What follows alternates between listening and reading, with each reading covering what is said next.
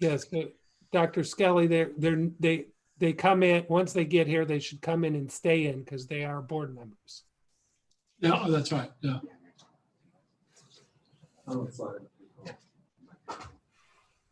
I'm just waiting to see if the live on YouTube worked. We're just Yes. this is on the website. Okay, we're live on YouTube now. Is every board member ready to start? We can start on time if you'd like. I'm ready. Okay, Peter and Linda, are you ready to start? I'm ready. Peter said Oh, yes. no, I mean Bob and Linda. Bob, you ready? Linda, are you there? Okay, I have to read something. I read something as we start, if you recall. So I'm calling this meeting to order of the San Mateo Union High School District Board of Trustees for September 10th. This is a public meeting of the San Mateo Union High School District Board of Trustees. If you wish to make a comment about an agenda item or during the public comment section at the beginning of the agenda, please send an email to comments@smuhsd.org. That's comments@smuhsd.org with your name, email address, and your Zoom name if different, and the item under which you would like to comment. We already have 4 public comment people who previously let Ms. Chalkley, who is comments@smuhsd.org, know, so we know you're there, and we've already promoted you to panelist. When it is time for a public commenter to speak, the board president will call on you. Please note that comments are limited to 3 minutes. The board president may increase or decrease the time allowed for public presentation depending on the topic and the number of persons wishing to be heard.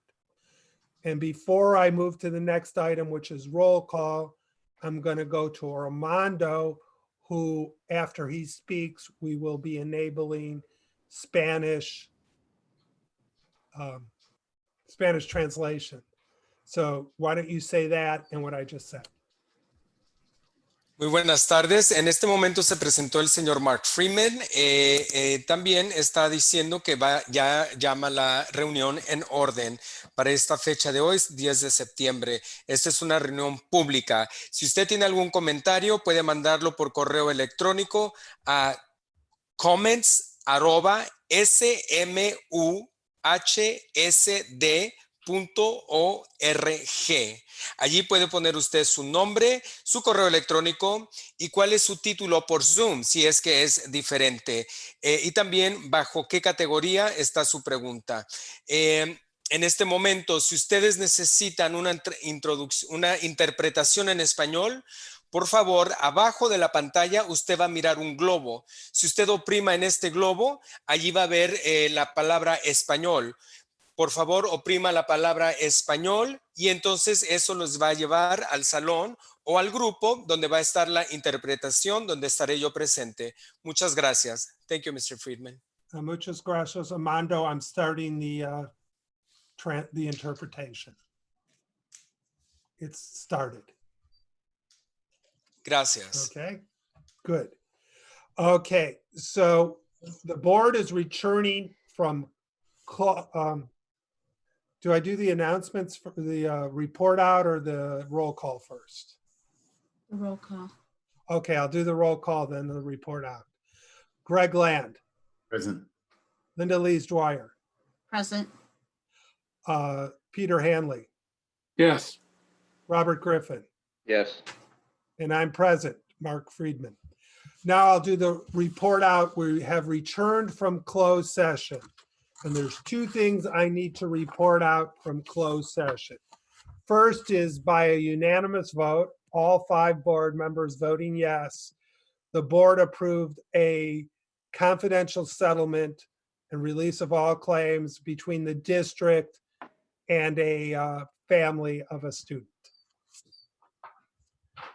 In closed session, the board also discussed real property negotiations concerning the Crestmore site. The board would like to report out of closed session that it has received proposals to purchase the property from 6 of the 8 entities that the board previously deemed qualified through a request for qualifications process. The board now declares that the 6 entities that submitted proposals are City Ventures, D.R. Horton, Integral Communities, Land Sea Homes, Summerhill Homes, and Truemark Properties. These proposals will be forwarded to the board's property subcommittee for analysis as at the subcommittee's meeting at September 15th. After analysis of these proposals, the subcommittee will report back to the board, and the board will further discuss those proposals and its selection of a future buyer, the selection of a preferred buyer at a future board meeting.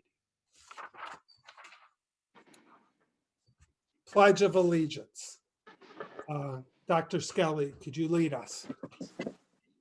I pledge allegiance to the flag of the United States of America and to the republic for which one nation, one nation, under God, indivisible, with justice for all. Thank you. Next item, item H, public or governing board comments. Should we do public governing board comments first? Didn't we do public first? We can do it either. Yeah, let's do public first. We have 4 public commentators. And I know I think they're all going to, are they all here, Ms. Chalkley? They're all here, and the order that I have them in is, I apologize, I'm not sure if it's Zoe or Zoe Steinberger, Soledad Bradford, Cecilia Lunapara, and Vivian Scott. Is that the order? Is that the order, ladies, you would like to speak in? I'll be going first whenever you guys are ready. We're ready for you. You have 3 minutes. From when you see there's a clock there, you have 3 minutes from the time you start. Okay, thank you. Hello, my name is Soledad Bradford. I'm a junior from Mills High School. First of all, I want to say thank you all for joining and listening today. I'm from a group of recent alumni and fellow students in the district, and we work together to try to solve problems that are currently not getting enough attention. We are deeply disappointed and disturbed by the lack of attention, or rather, lack of action. Our reason for concern stems from the district-wide crisis of destructive cyberbullying. This is an issue that falls under the superintendent and board trustees' jurisdiction. It is very important that we are providing support to students, ensuring accountability, and establishing equality, as well as protecting the safety and well-being of students. I urge you to take responsibility and action towards getting what we need to get done. Passivity led to this. Passivity led to us as students needing to take this weight, and we feel like the pressure has been put on us. And as students, that pressure should not be put on us. This is not our job, and this is not our responsibility. The past 6 months, everyone has been severely impacted to various degrees by many things, such as the pandemic, economic instability, the school closing, volatile political climate, and a statewide fires all over California.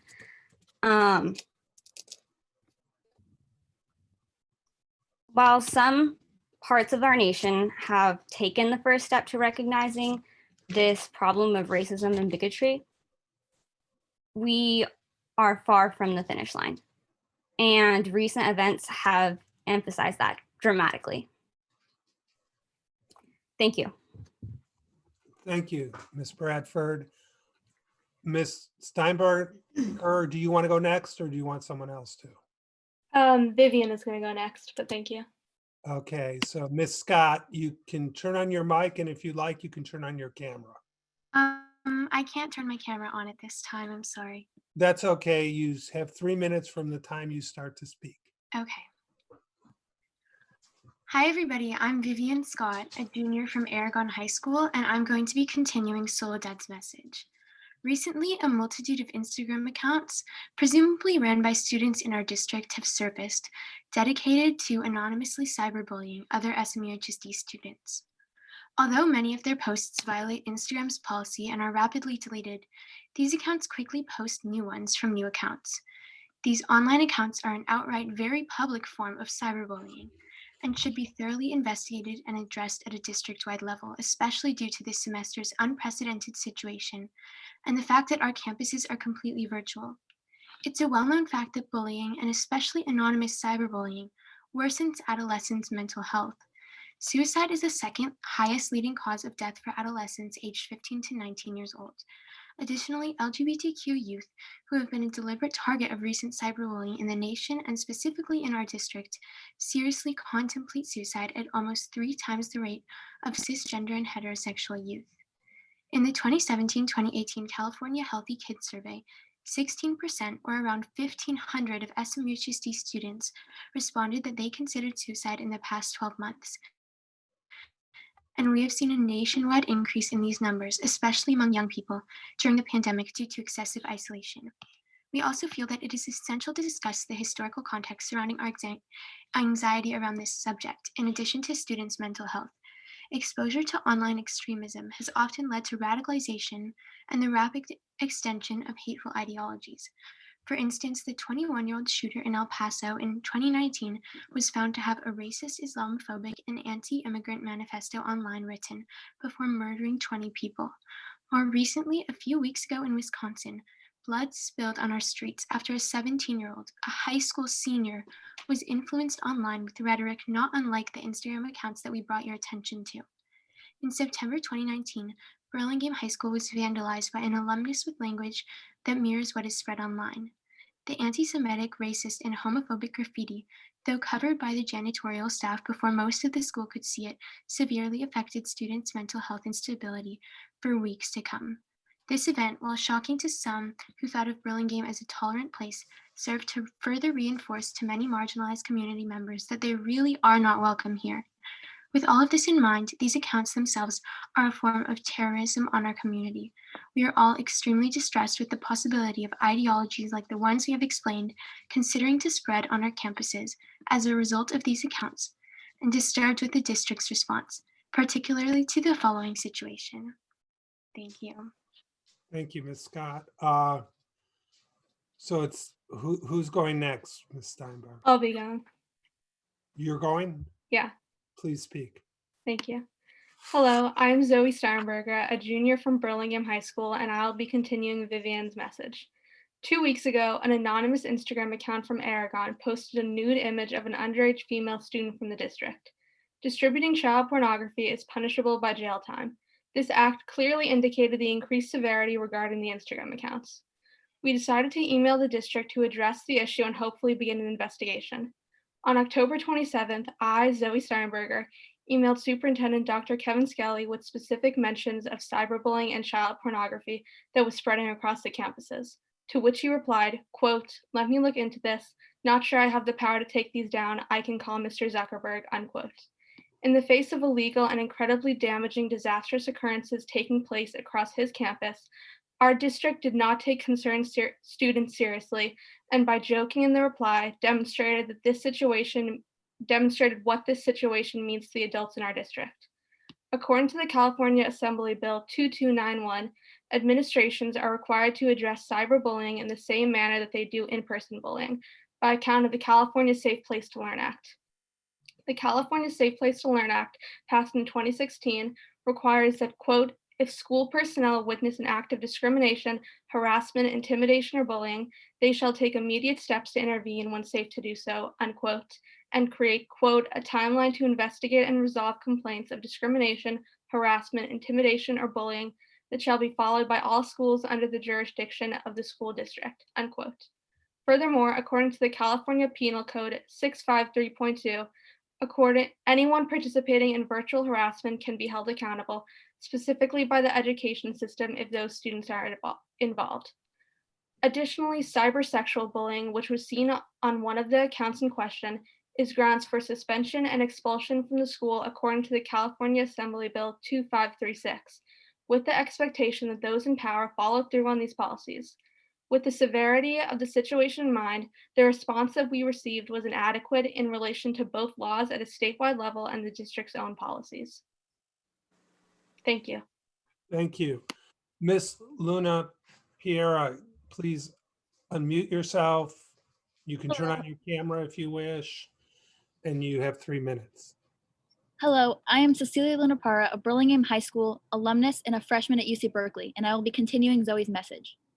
So along with the incident that Zoe laid out, some of these the posts on these accounts have included body shaming, false rumors about student-teacher relationships, outing of LGBTQ+ individuals, shaming of perceived sexual activities, and countless other hurtful and deeply personal comments. The San Mateo Union High School District's policy on responding to and reporting hate-motivated incidents and crimes states that the district, quote, is committed to providing a safe learning and working environment that is free from discrimination and harassment, unquote. The immediate response should include, quote, intervening immediately to witness events, responding quickly to reported incidents, and taking action to stop the hate-motivated behavior, unquote. This district policy also states that faculty should, quote, assure all parties involved in hate-motivated behavior that the district takes hate-motivated behavior seriously, has a strong policy against hate-motivated behavior, and will not tolerate such behavior, unquote. From the definitions provided in the bulletin, some of the posts spread on such accounts constitute hate-motivated behavior, and Dr. Skelly's response did not even come close to meeting the standards laid out. According to California Healthy Kids Survey, a majority of SMUHSD students would tell a member of their administration if another student was bullying them. But will anything be done when they do? Even 2 weeks after the initial report, the widespread issue has not been addressed by the superintendent to Zoe specifically, let alone addressed district-wide, as it immediately should have been. We understand that these are overwhelming and tumultuous times. All of us who have spoken have been severely impacted by the chaotic state of the world, and we are sympathetic to those who are overworked and have too much on their plate. However, there is no excuse for the superintendent's disappointing response or a lack of call for change. Our hope in presenting all of this information to you is to spread public awareness about the cyberbullying occurring and its possible catastrophic effects, and to highlight the incompetence of power at the district level, especially given that Aragon counselors were able to remove the account within minutes of us contacting them. Unfortunately, this is only one of many issues that plague our campuses concerning student safety, equity, or belonging. All of our lives, adults around us have emphasized the importance of doing the right thing and speaking up for what we believe in. We are told to trust institutions, report injustices, and use our moral compasses for the better. When doing just that, we were failed remarkably. We are coming of age in a time where we are constantly disappointed by those in position of power who argue, tweet, lie, and damage our communities. By presenting this information in a more public manner, our goal is simply to help the district. We have the confidence that in the end, you will do the right thing. Thank you for your time.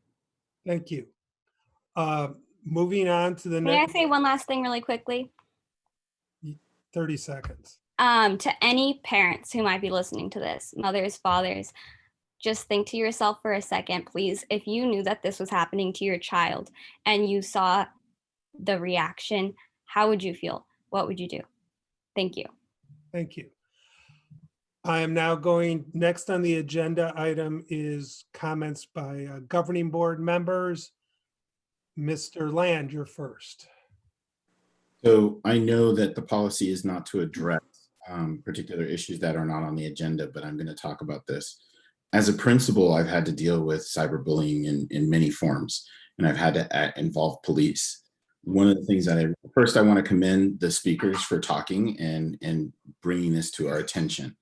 I think it's important that they know that we want you to be heard, and we think it's important that these issues be addressed.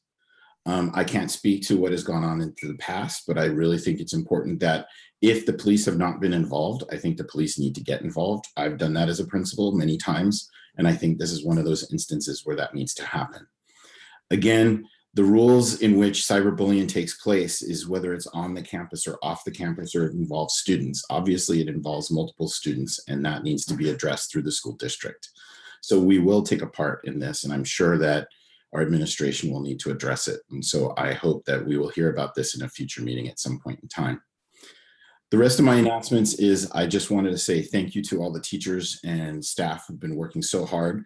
I've been talking to high school students in various schools, and they've been telling me things are a lot different, and they're very happy to hear what they're happy to share with me what was going on in their classrooms. And I'm glad to hear that there's a big change from what happened in the spring to what's going on right now.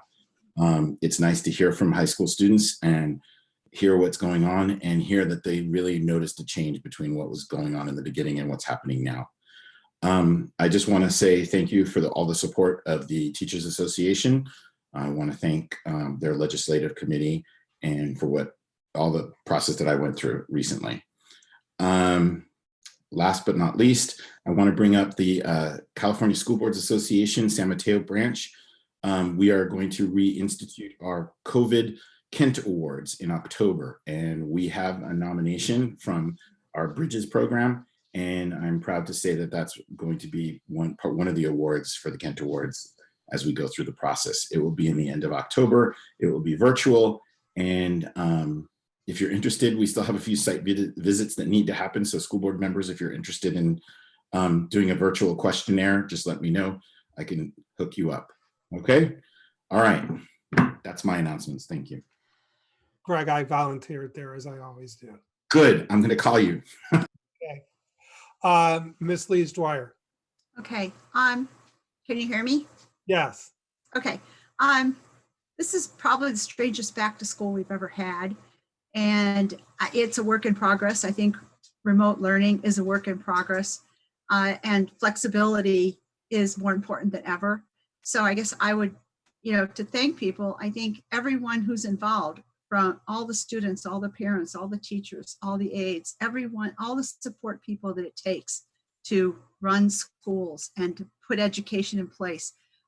Everyone is so important. And I hope that everyone is willing to share their ideas on how things can always be improved and be better, because I think this is a time that we all need to do a lot of listening, because we can really learn.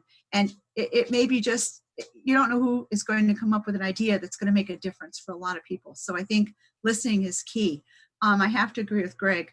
The cyberbullying comments that we heard tonight were very impactful. And there's just no room for bullying. And here we are with this pandemic, which has now created a new bullying platform. And we have to address that, because that's not right.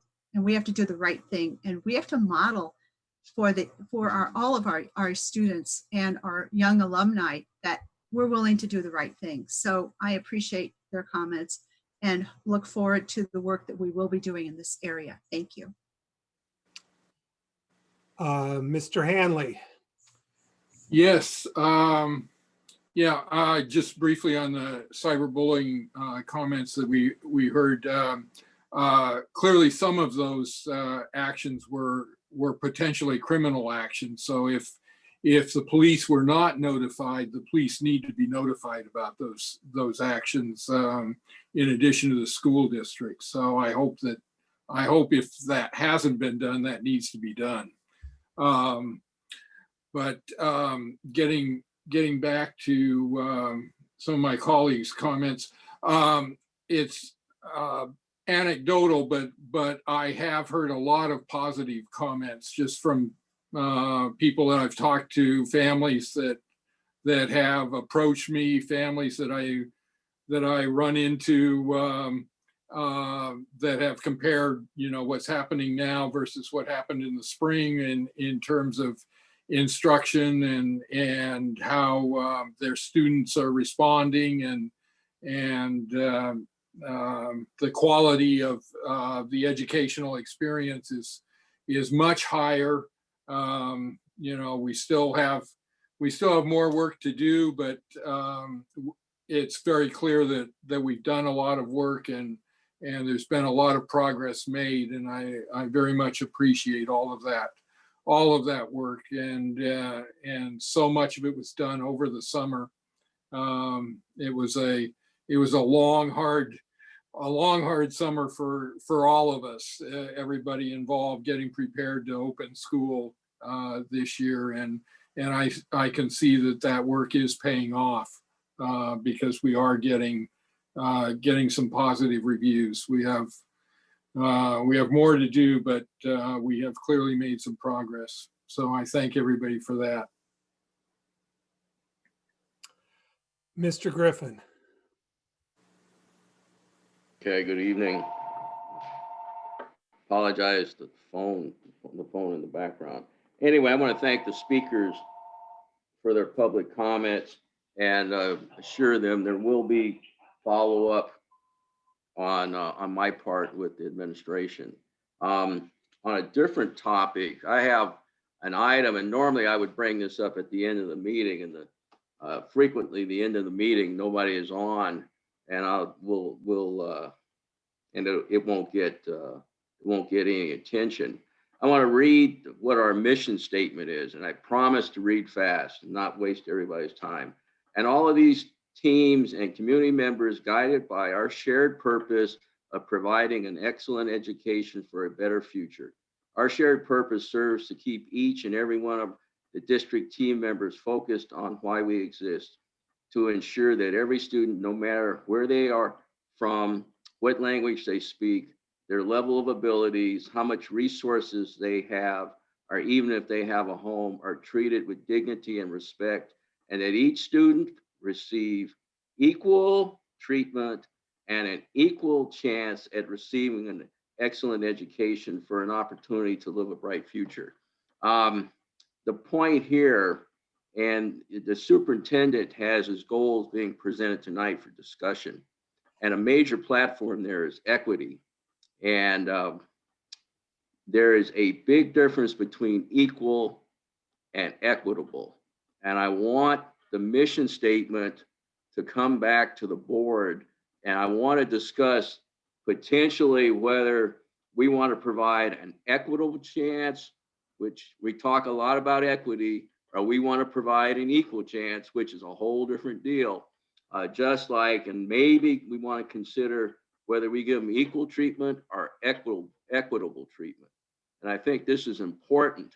It's only 2 words in there, but the two, that one single word there makes a world of difference when we're chasing equity across, trying to enforce equity as a vision and to incorporate it into our culture. That's my comments. Thank you. Thank you. And please remind me to bring that up as a future agenda item at the end of the meeting. I just have a few, well, it's not a couple comments. First, I just want to let to those attendees there, I know we've gotten I at least, and I assume the rest of the board members have gotten a lot of emails on a variety of topics over the last week and a half. And I didn't respond to all of them, but I wanted to reassure everyone that I've read them all thoroughly, and I'm fairly certain so have all my colleagues read them all thoroughly if they haven't responded. And I appreciate receiving emails. I appreciate hearing from constituents and students, because some of those emails came from students. So I appreciate all that. As I heard the stories on cyberbullying, and I agree with what my colleague said, that we must do more work, and that it should be reported to the police and needs to be investigated more thoroughly. What occurred to me is something, and I heard my other colleagues speak about equity.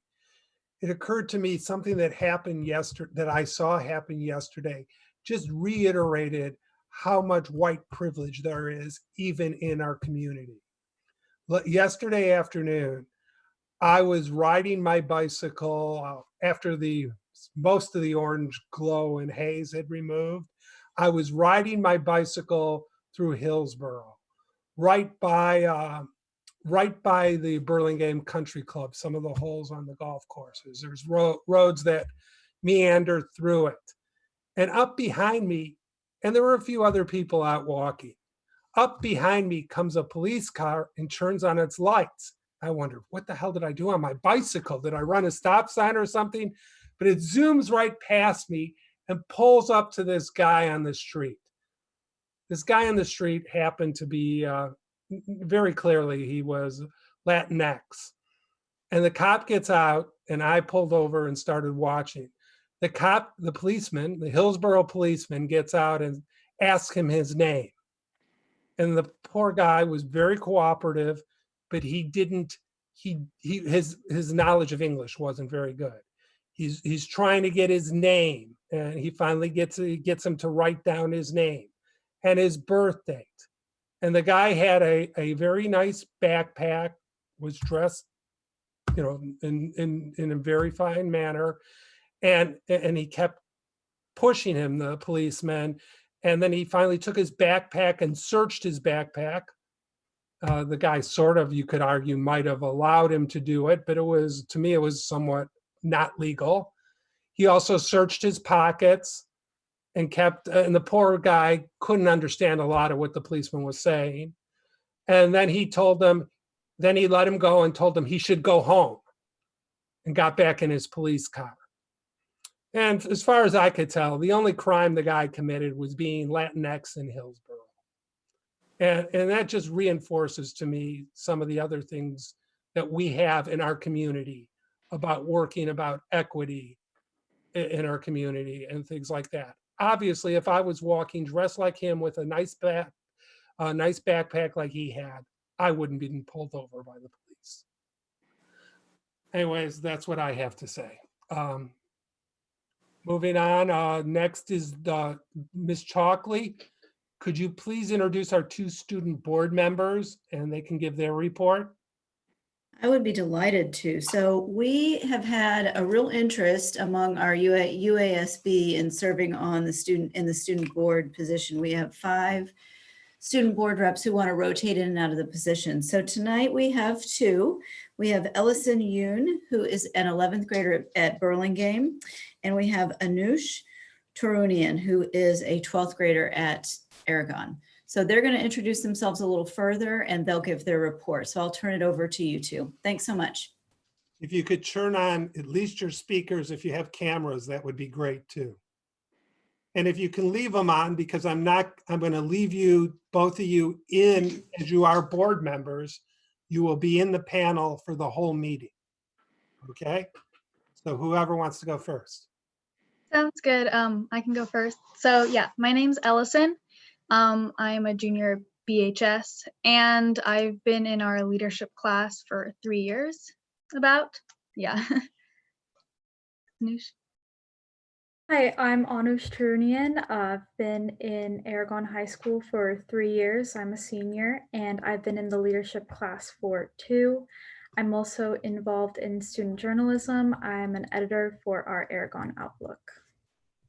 And do either of you want to give a report about what is going on? What is going on in USB, what is it called, in student government, ASB?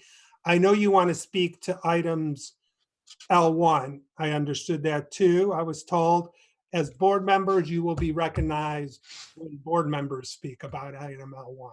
But if you would like to give a report before then about other items, please feel free to do so. Just to give a brief report on, I guess, like student feedback and about the schedule and such. We feel that a lot of it, we kind of want to transition a little bit more to an asynchronous schedule or maybe something of the sort. And just because we've heard from students that a lot of them feel that Zoom fatigue. And after a really long day of Zoom meetings, a lot of us feel like headaches and just overall our physical health just isn't the best. So we wanted to see if we could address that at all. And we'll come back to you for more on that as we talk about L1, return to school, and what's going on. Anush, do you want to say anything else about what's going on, or? Just to reiterate on Elaine's point, the students in the district, including myself, are just so burnt out with 5 days of asynchronous learning, with just little to no interaction with peers and teachers. I know we have breakout rooms, but those rooms aren't consistent. There's little bandwidth to make genuine connections with anyone.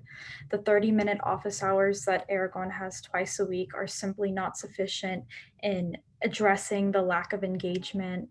And the workload and the pacing has increased to the degree where it's just incredibly overwhelming to keep up with the schoolwork. So just basically the headspace of most, if not all students. But we would just like to just kind of give out some kudos to the teachers. It's a widely held consensus that all of our teachers have an incredibly vested interest in us, and that has really come to light through this pandemic. So Thank you. And so again, please stay on. You are board members. You can stay as long as you want, and we'll come back to you to talk more about this when we get to item L1. Next on the agenda is J, consent agenda. Does anyone want to pull anything on the consent agenda? Ms. Lees Dwyer.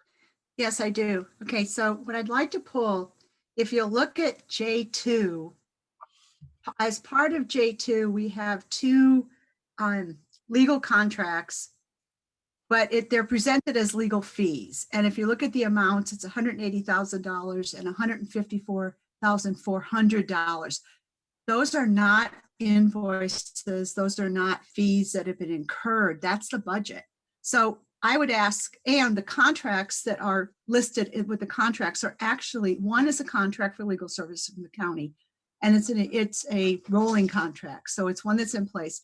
The other is an expired contract from Lozano Smith with a letter saying that we really don't need another one, but we do need another one. So I would ask that we pull those two items because we don't need to approve the money because it's in the budget, and that they come back to us with a new legal fee contract from Lozano Smith, just going to have the same terms, which is fine. Can we do the consent agenda, then come back and talk about this? Yeah.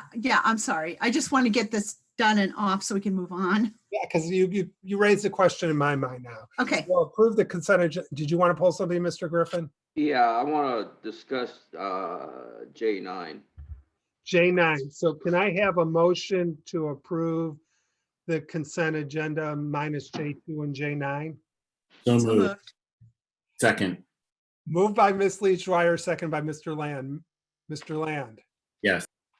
Ms. Lees Dwyer. Yes. Mr. Griffin. Yes. Mr. Hanley. Yes. I was out of order. I'm sorry. I vote yes. The motion carries 5-0. J2 is Ms.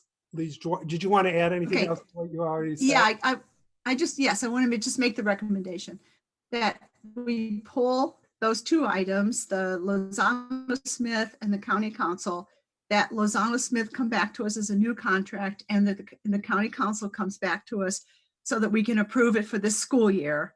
And that's what I think we need to do, because we're not approving any invoices for those amounts of money, so they shouldn't be on that list. Yeah, so my question, I agree with you on Lozano Smith, but the county council, if it's a contract, we're approving consulting agreements, contracts, invoices, and purchase orders.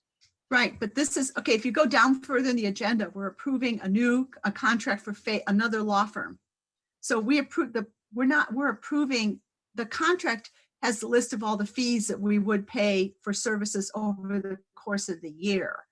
This is not a fee. We're not approving any fees to be paid now. We're not approving $154,000 or $180,000 to be paid now.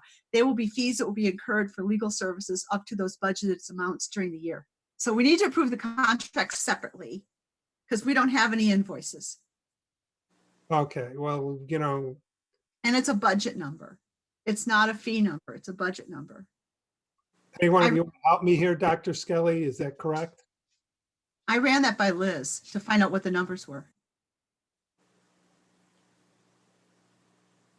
You have to unmute yourself.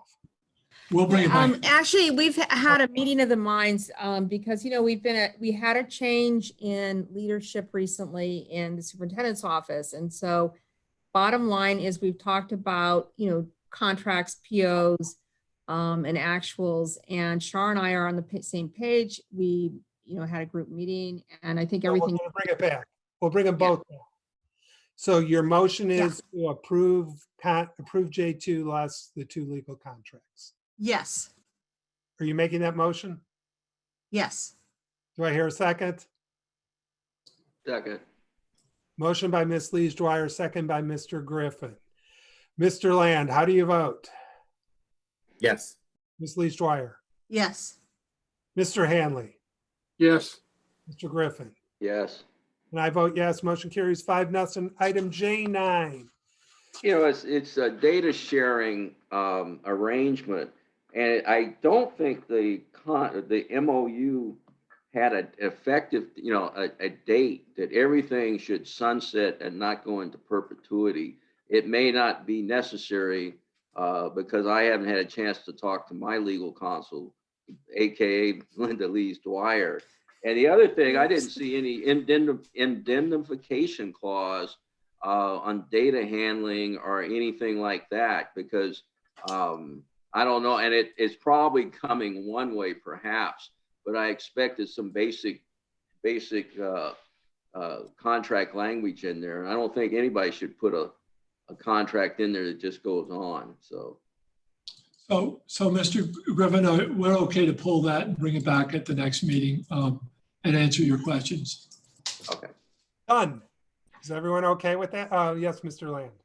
So if you're going to bring it back, if either in a weekly or in the actual bringing it back, can you talk about kind of the purpose and what will become of it? Yeah. Yes. Can you tell us who drafted it? I think it's from the county, and we're part of this data piece. Ms. Kemke, you may know a little bit more about this than I do. I just know that this is something that the county has been working on in order to gather more data so that we can, do more analytics on it.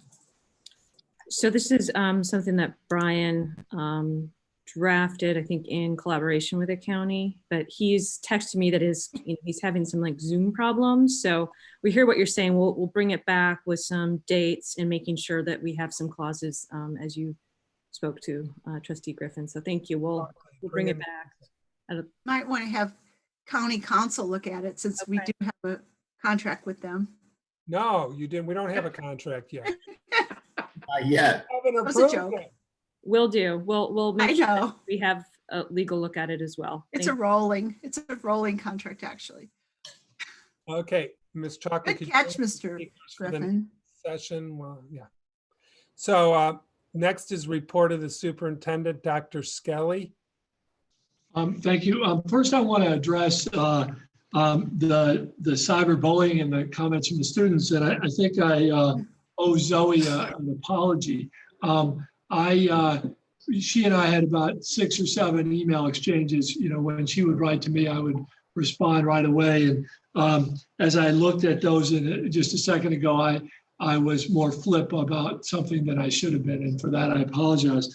But for 2 reasons. One is it wasn't a good email. And second email is I think it left her with the impression that somehow we weren't taking this seriously. We have talked to principals about this issue. We've talked to council about this issue. We have talked to county council about this to gather information about what we can and what we can't do on this topic. Our principals are aware of this. We have been told to watch this, but we're not ultimately responsible for the language about sort of our responsibility and ownership of these stopping this is something that is something we have to study more and look at. Ms. Chalkley has been in communication with folks, and as has Mr. Scatena, and all of our principals are working on this thing. I do have to say that it's a little bit like whack-a-mole, that as soon as as Instagram takes something down, students post something else on there. We do need help from students on this. Some of the forms that students could help us on are to use anonymous alert to let us know when we can identify students and have conversations with them. Even if those aren't disciplinary matters, there are certainly areas where we have some influence over knowing and meeting with kids and discussing proper behavior. We need more students to be upstanders on this topic. We have reported to Instagram, as was mentioned there. And then this week, Next week, Ms. Chalkley and I are drafting a note that would go home to families on this topic, to students and to students and to families about the seriousness with which we take this cyberbullying. So I do want to make mention of that. The past 3 weeks, we've been involved in many virtual meetings. PTOs, the Latino parents, other groups have been meeting regularly on this, on various topics. Perhaps you saw the Daily Journal article this week. It was an op-ed piece that I wrote describing the first 3 weeks of school. So that's been out there in the community. We are aware that even though learning is going well for many, many of our students in the district, 2 other parts. One is that it's not easy. It's a more emotionally difficult time to be a student and to be a teacher and to be involved in education at this point. It's hard to believe we're only in the 4th week of school. And even though everybody is doing everything that they possibly can to make it as successful as they can be, there are structural challenges with distance learning and with the activities that we're involved in that make it very difficult and hard on us, mind, body, and soul. So we'll keep working on that piece, and we're eager to hear what students have to say on that. At the next board meeting, we will have the permanent status celebration where we recognize some of our new teachers for being in the district and for continuing their work. We've never done that activity virtually, but we do look forward to seeing those folks who are now full permanent members of our staff and recognizing them. We're trying to bring good news to every board meeting, and tonight we have some really wonderful folks that we want to thank who are here at our meeting. Can I interrupt you for a second? I just had a question about your earlier comment. Sure. Your comment on the cyberbullying.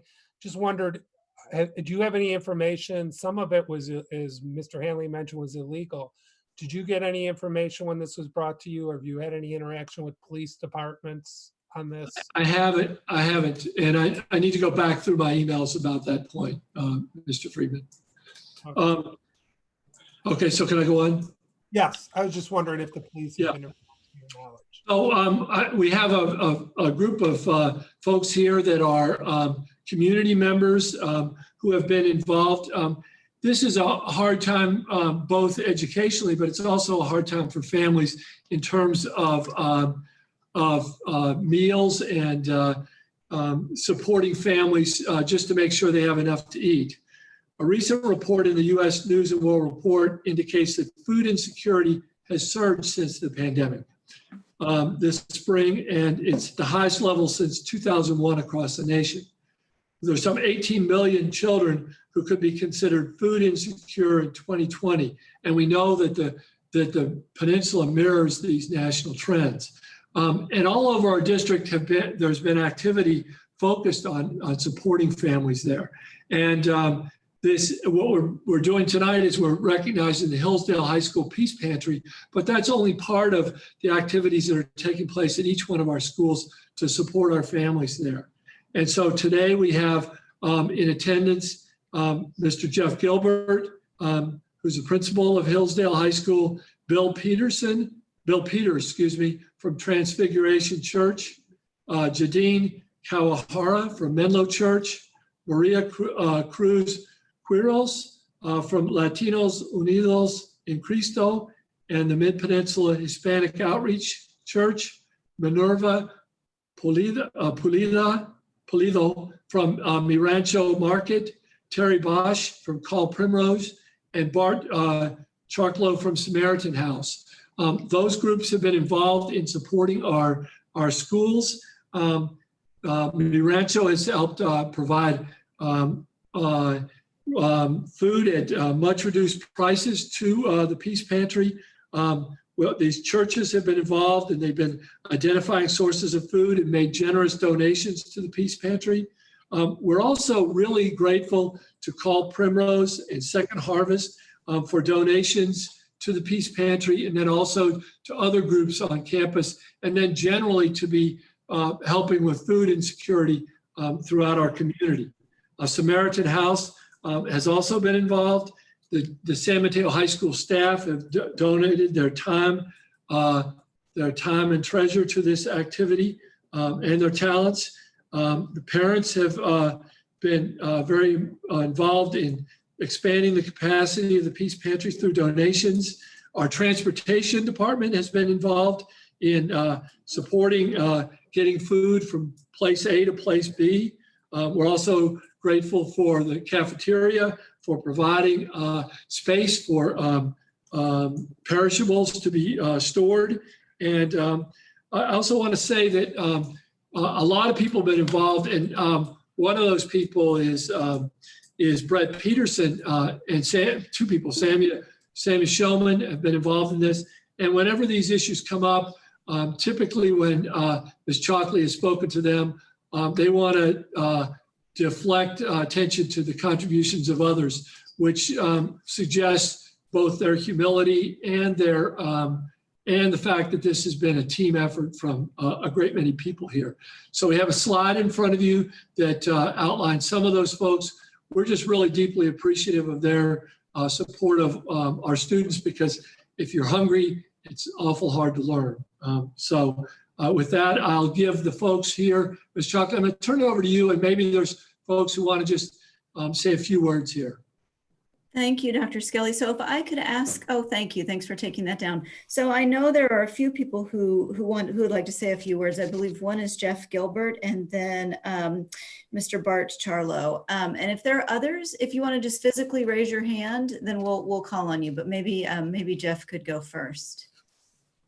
Yeah, it's really an honor to be here to represent the school and the community in this effort. And the numbers are pretty staggering. Hundreds of families, over $111,000 worth of food and supplies have been delivered out into our community. And as Superintendent Skelly said, I think Samia and Brett, although they will not step forward on this, deserve an enormous amount of credit for being the engine that's driven it. But really, it is absolutely a community effort, and the sense that we are, as a community, responsible for everybody in our community. I think schools have to own that, and we have to become the center and the hub of so much beyond just the textbook. So I want to offer my deepest thanks to everybody in the community who's supported us, all the volunteer hours.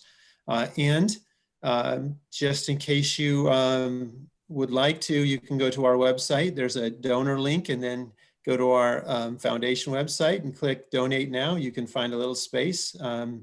You can support a family every month for only about $100. So invite everybody to do that. Mr. Chartlaw. Well, hi, board members, Dr. Skelly, and student members. I'm delighted to see you guys. You know, this past year, our food distribution jumped to 1,700,000 meals at Samaritan House. And this year, we are on track with the current level of demand to hit 2.5 million meals. That's a lot of food going out there. But I have to tell you, the good news in our community is there is plenty of food. Don't let someone go hungry. It's totally unnecessary. They can sign up for hot meals, pantry food, at Samaritan House and in many of the organizations that you're honoring tonight, and at others. So there's lots of food. We don't want anybody going hungry. So I want to point out something else that I think is important to you, and that's this. Students at Aragon have been involved for many years in our Christmas toy drive, our holiday drive, and they've also been more recently involved in setting up Samaritan Sundays to pick up food, as well as this past year working with us over at Burrell Middle School with something that was student-led, which was Project Pantry. Students at San Mateo High have for many years been doing their Guinness Book of World Record food drive every holiday season, as well as this past year also a coat drive for us to get to kids. And students at Burlingame High, same thing with the coat drive. So it's really on us to say thank you to all of you for what you do to make our work possible. It's astonishing to me and always rewarding to see how many students as individuals or in groups, in their clubs, in their organizations, and their families participate as volunteers in our programs every year. So good on you for doing such good stuff for your community. Ms. Chalkley, would anyone else like to speak? It looks like Terry Bosch has her hand up. And then Ms. Polito. Terry, you have to unmute yourself.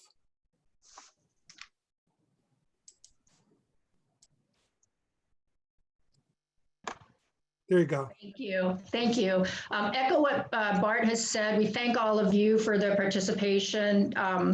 What we do is not easy, but it's simple. What all of you are doing is incredibly difficult, and hats off to all educators, everybody involved with the school system, because many moving parts, and we are here to help nourish the kids. And just to let all of you know, also our summer lunch program, which had an early start in March, is going to continue as long as your students are being homeschooled. So families can come and pick up those extra lunch supplies weekly while they're helping to educate their kids at home. And those free and reduced lunches at school are a little bit more difficult to get to. And again, we thank all of you, your students, your organizations. The community is what makes Call Primrose thrive, and we're humbled to be able to help in this very difficult time for everyone. So thank you. Thank you. Ms. Polito, you would like to speak too?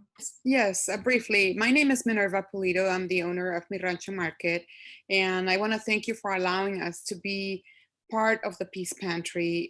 We are getting our bags together weekly, taking them over to Hillsdale High, along with other family members. My children are part of the team, and I am grateful to be able to help out, and we're happy to be here for you. We've been here, like I said, 25 years, and happy to be part of the community. Thank you. Thank you. Thank you for what you do. Anyone else, Ms. Chalkley, or I'll move on? It seems that is it for this item. Okay, thank you all. We really appreciate everything you're contributing, and we're happy to acknowledge you. Sorry, I just wanted to say thank you to Dr. Scully for doing the good news, because a lot of times and during this time, it's always been a struggle about having to talk about negative things and always about debating about what's going to be new and how do we have to fix something. And it's really good to hear something like this. I'm very proud to be part of this, so thank you. So next on the agenda is technically item K2, report of the student board member, but I did that as part of report of the board members. So we'll have to look at why there's a double listing. K3, report of the District Teachers Association representative, which is Ms. Lauderdale. You're there. Don't forget to unmute yourself before you start. Thank you so much. I'm having a little bit of internet trouble, so hopefully this won't be spotty. Hello, President Friedman, Board of Trustees, District Leadership, and community members. Thank you, Dr. Scully, for celebrating the incredibly hard work of Hillsdale High School Peace Pantry and the contributions from the community partners for their ability and willingness to support our students and families. I have the honor of working with Brett Stevenson, Samia Showman, and their team through their tireless efforts to support the Peace Pantry program at Hillsdale. I'm consistently inspired by Brett's love and dedication for our students, and he makes me proud to be a Knight. There are several very important pieces of information in the presentations this evening that I would like to touch on, and I'll try to go through them quickly. First is the financial reports. As finances and spending get tighter due to the repercussions of the global pandemic, we urge the district to keep our most struggling students in mind. Between the funds from the Learning Loss Mitigation Funds from the state and the money we have in reserve, we should be able to purchase technology that works for all students. If that means purchasing new, better devices for students who still struggle to access their education on the district-provided devices, then we should do it. Additionally, there's some disparity between the materials provided at school sites for lab-based classes like CTE and science courses. and the number of funds provided for these resources. We urge the district to create equitable access to materials for these important courses across the district. As I reported at the last board meeting, teachers are exhausted by the heavy lift it takes to successfully create a distance learning curriculum. Although there are many successes over the last few weeks, teacher morale is low and we are extremely stressed. We are still drinking from the fire hose of educational technology tools and Zoom practices, and we are still only scratching the surface. The amount of time it takes to prep and restructure entire curriculums into a distance learning format exceeds the amount of prep time in our day. It might not be evident to leaders who are years out of the classroom, but we are not only spending our 7.5 hours doing our jobs, but dozens and dozens of hours at night and on the weekends to do the best for our students. The 2021 district goals draft, goal number 4, touches on a high quality and engaging professional learning to support our implementation of virtual teaching. The goal is a great start to support our needs, but we hope the district reaches out to all stakeholders to provide feedback on what support they need. We are happy to see the district will provide some professional development in the few of the morning time slots across the different weeks, and that the district leadership is reconsidering the Wednesday schedule. But what teachers really need is a work day. We need a day where we're not learning something new, but have a chance to catch our breath, master something that is critical to the content area, and have time to create and restructure curriculum. The district plans to provide a back to school survey to get input on the Wednesday schedule, and we hope that they also include all stakeholders in this conversation. Teachers are a vital resource in the creation of a survey about how Wednesdays are structured. Additionally, the district should provide a plan for making sure that all students and families have access to the survey and understand how and where to fill it out. Technology, language, and space should not be a barrier to completing the survey, and we should look closely at who has access to respond. In the district's report, staff recommends that we remain in distance learning, or will recommend that we remain in distance learning for the remainder of the semester for all schools. We're in complete support of this plan and have been since we went into shelter in place in March. In order to go back into our classroom safely, we must rely on public health conditions and the county's ability to support a safe learning by weekly COVID testing and reliable contact tracing. We strongly believe this recommendation, which keeps the safety of our staff, students, and the community at the forefront, should also extend to having large groups of students on campus for PSAT and SAT tests. Testing for a certain population of students should not be an exception to the safety guidelines in our community. Lastly, I would like to remind you all of the statement I made in July after the murder of George Floyd. I asked you all to consider taking specific and actionable steps towards anti-racism and how we can improve as a district. After the brutal shooting of Jacob Blake and the protests that followed, we're in the same exact place we were in July and have been so many times in the past. I hope to. I'm sorry, but your internet failed. I'm honored that we have created a Black Lives Matter task force. I'm sorry. We lost the last 30 seconds. Your internet failed. Okay, sorry. I'm empathetic to all of our students who have internet issues. I'll start over that paragraph, and this is my last paragraph. Lastly, I would like to remind you all of the statement I made in July after the murder of George Floyd. I asked you to consider taking specific and actionable steps towards anti-racism and how we can improve as a district. After the brutal shooting of Jacob Blake and the protests that followed, we're in the exact same place we were in July and have been so many times. Did she freeze for all of you? Yes. Honored to report that we have, okay, let me try to get through this last part. I'm so sorry. I'm honored to report that we have created a Black Lives Matter task force that includes teachers, staff, students, families, and community members. Our mission is to create an actionable plan to dismantle racist policies and practices in our district. We will work to create presentations on each actionable item to present to the board this year. We will ask you to turn your inaction into action and join us in our fight against the status quo of racism and white supremacy. I look forward to the opportunity, and I am proud to work alongside so many.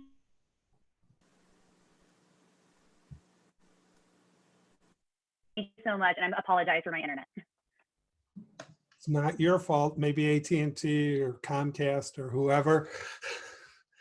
Next is report of the CSEA Chapter 519, Representative Ms. Velez. Good evening, President Friedman, members of the board, Dr. Skelly, and everyone here tonight. For those of you who don't know, CSEA stands for Classified School Employees Association. CSEA represents over 23,000 classified school employees in California. Our chapter represents your mental health therapists, accounting, payroll, technology, admin assistants, and more. CSEA and the district have finalized a temporary reassignment MOU. We are very near to an agreement on our contract, which would end impasse. Yay, fingers crossed. And we are now reviewing our recently received response to our return to work MOU. At the last board meeting, the Teachers Association, as well as CSEA, gave similar reports in regards to the needs of our students and the needs of staff to support their learning. As part of their statement, teachers asked for technology supplies needed to work from home. Within a week, the district rolled out a process to purchase or reimburse their needs. On the contrary, we provided the district with our return to work MOU in July, which included similar technology requests. Yet, we just recently received a response, even though we've been in school nearly a month. Nonetheless, classified employees are being offered subpar technology and may have to use their personal computers to do their jobs remotely. Many are tasked to make calls from their personal phones and use their home internet connections without any agreement or plan in place for compensation. When can we expect appropriate equipment and reimbursements for personal phones and internet usage? Where's the equity? Members routinely ask us questions we don't have the answers to, and not for a lack of trying. We've mentioned before our members feel devalued. We are put in ambiguous situations with constant change in our schedules and responsibilities, and we need clear direction, technology, and communication to do our jobs effectively. We still show up and provide vital support to keep the district running smoothly. Thankfully, there are some managers and administrators who truly understand that we are all in this together, no matter the classification. As more employees and students return to work sites, when will the district start COVID-19 testing for all district employees? How often will we be tested, and how fast will the results be available? Thank you. Stay safe and healthy. Good night. Thank you, Ms. Velez. Next is the report of the San Mateo Adult School Teachers Association representative, Ms. Funk. Thank you. Good evening, President Friedman, trustees, district leadership, and our student board members. Our adult school staff continue to do stellar work in providing students with education, resources, and pathways to success, even with all the challenges we face. This week, the adult schools started a new class in partnership with Kenyatta College called Accounting 100. Students will learn how to record business transactions, use accounting worksheets, and create financial statements. The course is the starting point towards earning short-term accounting career certificates through either Kenyatta or College of San Mateo, and it offers a pathway from education to employment for adult school students. Our Census Ambassadors, a program started by union member Stephanie Kriebel, continue to do phenomenal work ensuring full representation for our county in the 2020 census. And finally, the San Mateo Adult School Green Team, led by union member Cynthia Eagleton, has continued to meet online during the pandemic. As we navigate through climate catastrophes of extreme heat and horrific fires and days like yesterday, we see how important it is that all members of our community are engaged in sustainability. The Green Team was actually modeled after San Mateo High School's Green Team, and it's quite unique in the adult school world. The Green Team works with the County Office of Sustainability, and this fall we'll have a visit from a scientist who specializes in disaster resiliency. The scientist was matched with our Green Team through a program called Skype a Scientist, which has connected thousands of scientists with teachers, classrooms, groups, and the public all over the globe. And it's actually a perfect program for high schools. So you can Google Skype a scientist to find out about it. And it's an opportunity to get to know a real scientist and get answers straight from the source. Thank you for your time and attention. Thank you. We're moving on to item L1, Fall 2020 Education Reopen Plan. Dr. Skelly, I know it's a long presentation. We have one public comment. Would you like to wait till the end of the presentation or just take it first? So I think we had a discussion, Mr. Friedman, that we would stop, I think, part of the way through, but whatever you would like. I'm not even sure what the public comment is, but it could get, I know you'll be talking. How long will you be talking for? Well, we'll see. I won't be talking very much, but we have staff members who will be giving part of this presentation. I'll go as quickly as possible, and we'll go after you finish your presentation. Okay. All right. Great. That's good. Okay. Next slide. Oh yeah, I've got this clicker here, don't I? Okay. So this is the agenda for our presentation here. For those of you who are new to board meetings, this is something that we've been doing every board meeting, providing a variety of different topics. Many of them are the result of when the meeting ends, what do board members want to hear at the next meeting. So we'll go through this fairly well. The first item is attendance process documentation, and Mr. Scatena is going to talk a little bit about that. As I've reported in past weeks, attendance taking for teachers is quite a bit different. The traditional ideas of being present and absent is more reserved for in-person instruction. And so we pivoted to follow the COE and CDE guidelines for measuring engagement.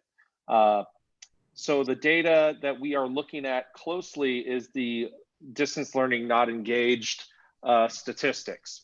The data that we get on our students, we are monitoring that attendance with teachers making first contact with students who are missing a couple days in a week period. There are evening auto calls home in students' primary language, outlining that students have not been engaged for one or more periods in the day. There is going to be messaging, both in text message form and in phone calls and letter writing from a centralized area using everyday labs. And if students are continually not engaged and we don't have communication with those families, we will be doing home visits. The school sites are creating their own systems of responses in a tiered system to make sure that as many students are engaged as possible. Here are some statistics from the first 3 weeks. These are single period, so students who have missed or not engaged for 9 or more single periods. So it's any combination of a period that a student misses in a 5, 6, or 7 period day. This does include independent studies also for attendance on a daily basis. Overall, our not engaged percentage for 9 or more periods is 7.6% for the first 3 weeks. You can see the statistics for individual schools. This is their overall statistics. I do want to point out that I think these are somewhat positive.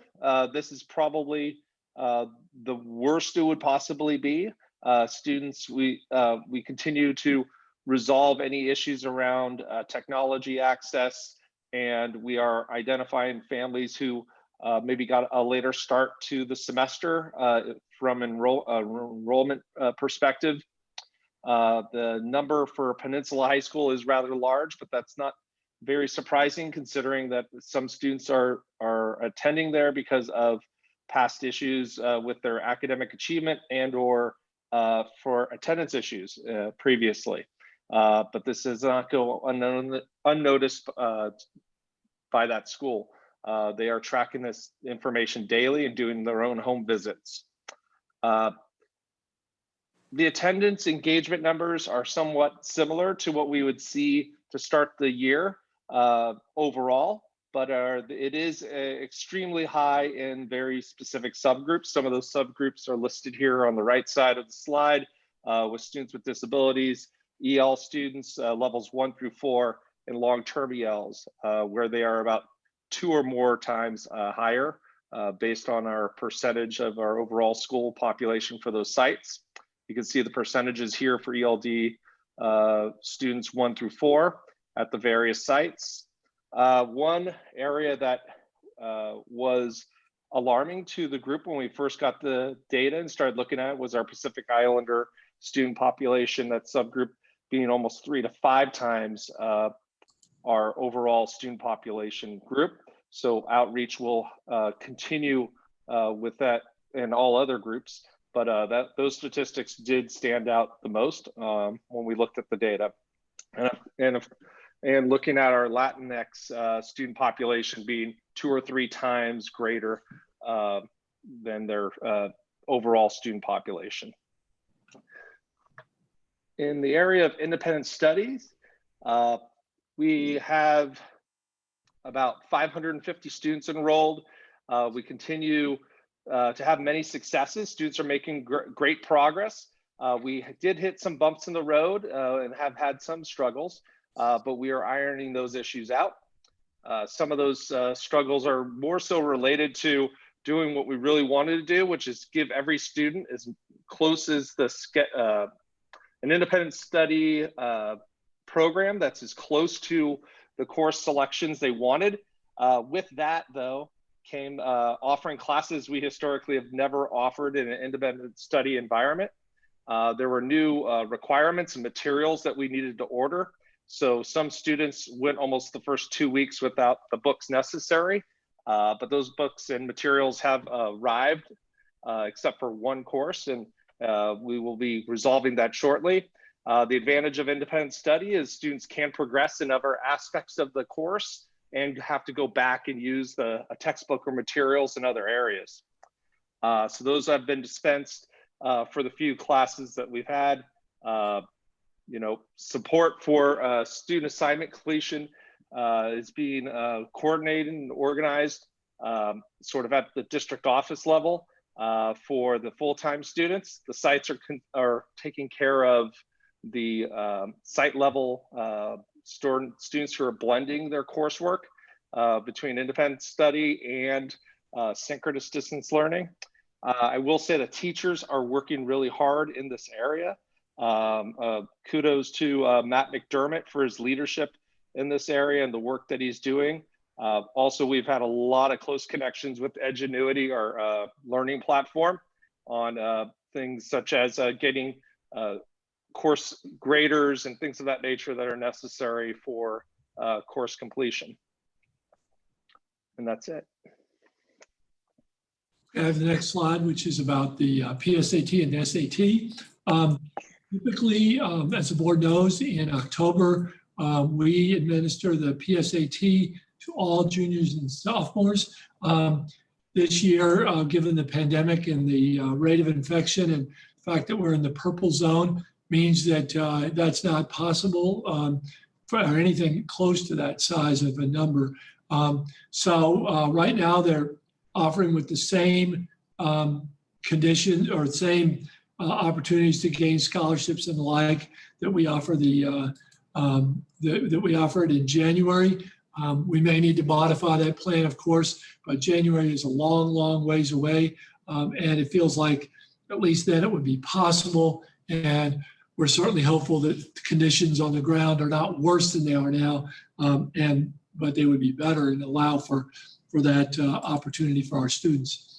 With regard to the SAT and the ACT, as the board knows, and everybody on this call, on this Zoom meeting, SAT is not going to be considered by the UC and CSU as an admissions criteria at all. They've made that very clear. They're not accepting those results. The rest of the country, US colleges, almost all of them, with the exception of what I understand, at least the last time I checked, and things change daily, that almost all the United States colleges and universities are making the test optional for students. Now, what does optional mean? That means that they will accept student test results, and they claim that not submitting that will not affect the student's application.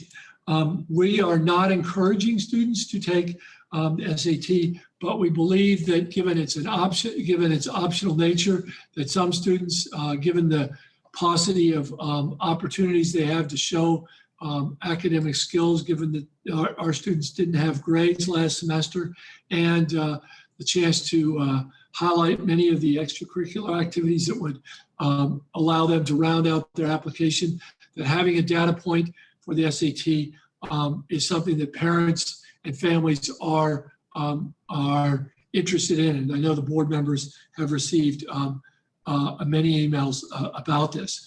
We know that some of the Bay Area schools and districts are offering the SAT testing opportunities. Other districts are in conversation about this and have not made a decision, but I'm very confident that many of the private schools in our area will find a way to offer the SAT if health conditions allow. And while I am aware of the concerns that some people have about this, we feel like this is I feel like it's an opportunity that we should try to give our students, because we owe it to them to give them opportunities, and we care deeply about them having a chance to the extent that we can support them realize their dreams. So if health conditions permit, we hope to test, to allow students to sit for the SAT on Wednesday, October 14th during the school day. Right now we have a deadline of Monday to learn about those, and presently we have about 260 students registered for that test. The idea, those numbers vary at schools. It will be a lift to do this, but we are certainly hopeful that we can allow students to do that on October 14th. We're considering an ACT test. For whatever reason, some people favor the ACT instead of the SAT. We might be able to offer a test there in December. And we note that the ACT is currently making arrangements for testing at local hotels and other locations. We are keenly aware that many students are really struggling. It was mentioned about the technology pieces. That's a challenge for folks, as well as opportunities at home to access a place where learning is possible. We are anxious to have outdoor learning spaces for students, with 14 students with regular COVID testing. We do have the health van that comes and tests our students. We will give priority to students who lack quality learning spaces at home. At this point, it won't be priority. Those are the only students that we really feel like we should do there. Our athletic directors have been hard at work trying to come up with a way to provide opportunities for students to get exercise. Athletic conditioning is a key part of overall health, and we hope to open those on September 15th in a way similar to what we did this summer. Students will be invited in the coming days, and in the personnel report, you'll see that there's a relatively small amount here to compensate and train teachers. Thanks to our utility workers, we have been opening the tracks for the community and the tennis courts. We'll have those open. We've had those open since September 1st for students to play tennis and to walk around the track after school. And we've been receiving some community appreciation for that. And we hope to do that at Mills and Cappuccino as soon as their stadium fields are done, which is still slated for early October. Now I'm going to turn this item over to Dr. Kemke and several of our teachers to share what the board asked for was a little bit of more information about how teaching and learning was going. So With that, I'm going to turn it back over to Ms. Kemke. Good evening. I'm honored to be here with 5 teacher leaders. And when the request around what academics looks like in this environment came about, we thought the best folks to talk about this is our teachers. So we worked with a group of our teacher leaders to come up with this part of the presentation. We're honored to have them here tonight and appreciate them giving up their evening after a full day of teaching to talk about this. I will let each one of them introduce themselves as they go through this part of the presentation. They did want to make sure that we heard some of the voices of students. So we have just a couple quotes from our students out there on how it's going for them. We certainly are going to collect more data from our students in the coming weeks through a survey, but started our slide deck with these 2 quotes, but I'm going to start us off and pass it to Nina Finchie, who's going to speak to the first part of this. Good evening. My name is Nina Finzi. I'm an ELD newcomer teacher at Bridge program, as well as the ELD coordinator for the district. As you know, our teachers and students have faced many challenges with distance learning in the spring. While distance learning this semester is not yet perfect nor comparable to in-person learning, it's better than we thought. Our teachers are working hard, collaborating and putting in long hours to create meaningful, engaging, and fun learning experiences for students. In an anonymous survey sent last week to teachers of our most vulnerable learners, Peninsula teachers and teachers of ELD students, these are some of the common themes that emerged around positive surprises in distance learning. Teachers report a positive classroom climate in which students are engaged, supportive, patient, and kind with one another and with their teachers. Engagement and participation have been enhanced with some of the Zoom features such as chat and breakout rooms. Teachers are able to give immediate feedback and formatively assess students through some of the platforms that we are using. And while teachers are spending enormous amounts of time preparing virtual lessons, they're pleasantly surprised that distance learning can be engaging and fun. Next slide, please. Our English learners, particularly our newcomers, have been some of the students who we anticipated struggling with distance learning the most. Not just with access to technology and managing that technology, but also the need to work during school hours, as well as living in multi-generational homes that make finding a quiet place to work a challenge. To that end, ELD Task Force was created this summer and has met 5 times this year. One group comprised of administrators and counselors and the other of teachers of ELD students. We will continue to meet to create guidelines and processes for this semester and potentially beyond to ensure the best possible academic experience for ELD students while mitigating barriers our current situation presents. Some of the ways that teachers of ELD students have been supported so far have been the collaboration meetings a week before school started, sharing of resources in terms of virtual lessons and bilingual videos. Our students have been supported by in-person orientations for newcomers at San Mateo, Hillsdale, and Bridge, materials distributions at sites, purchases of digital licenses, and wraparound support for our students from all that interface with them, as well as access to Chromebooks and hotspots. Although connectivity issues still persist, we are hopeful that these will be resolved soon. And now I pass it on to Tim. Hi, my name is Tim Whitehorn, and I am one of the co-department chairs for special education at Burlingame High School. So our students with IEPs in the district are continuing to receive individualized support in their specialized academic instruction courses, their directed studies courses, as well as flex time and office hours, and in their general ed classes through targeted assistance from our instructional aides and co-teachers. This year, special education staff has been very purposeful in where we have placed instructional aides in the gen ed curriculum and where we have made co-teaching pairs to ensure that we can support the most students in the most impactful way possible. The vast majority of our students with IEPs have been well engaged and are working with support staff using low and high tech tools to help facilitate engagement.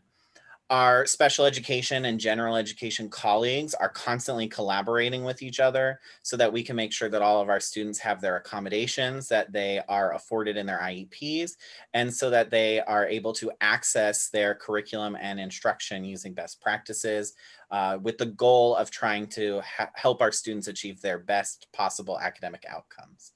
Next slide, please. Thank you. And our staff has been identifying students who are not engaged. Oh, can we go back one? Thank you.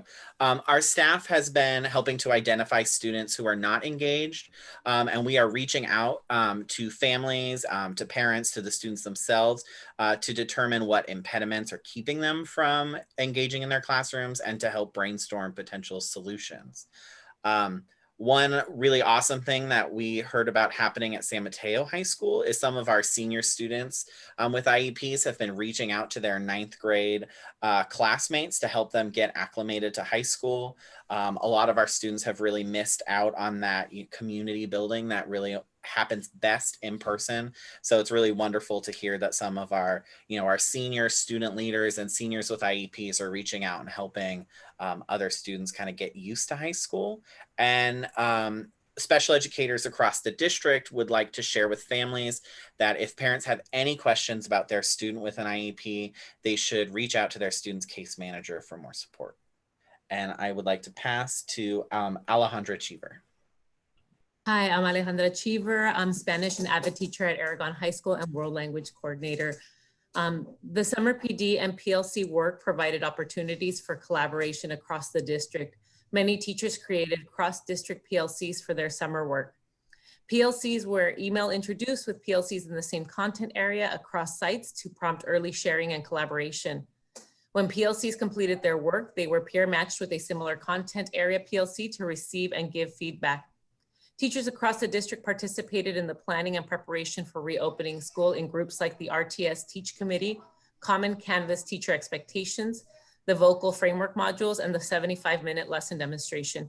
Teachers also had many PD opportunities available to them, such as the Stanford Online High School webinars, sessions offered through the County and Community College District, Zoom Summer Academy, and Zoom live training, and much more.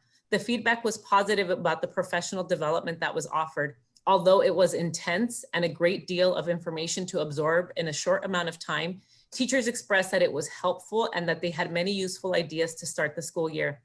This collaboration continues to be a bright spot during this time as teachers are able to meet virtually and share ideas in new ways.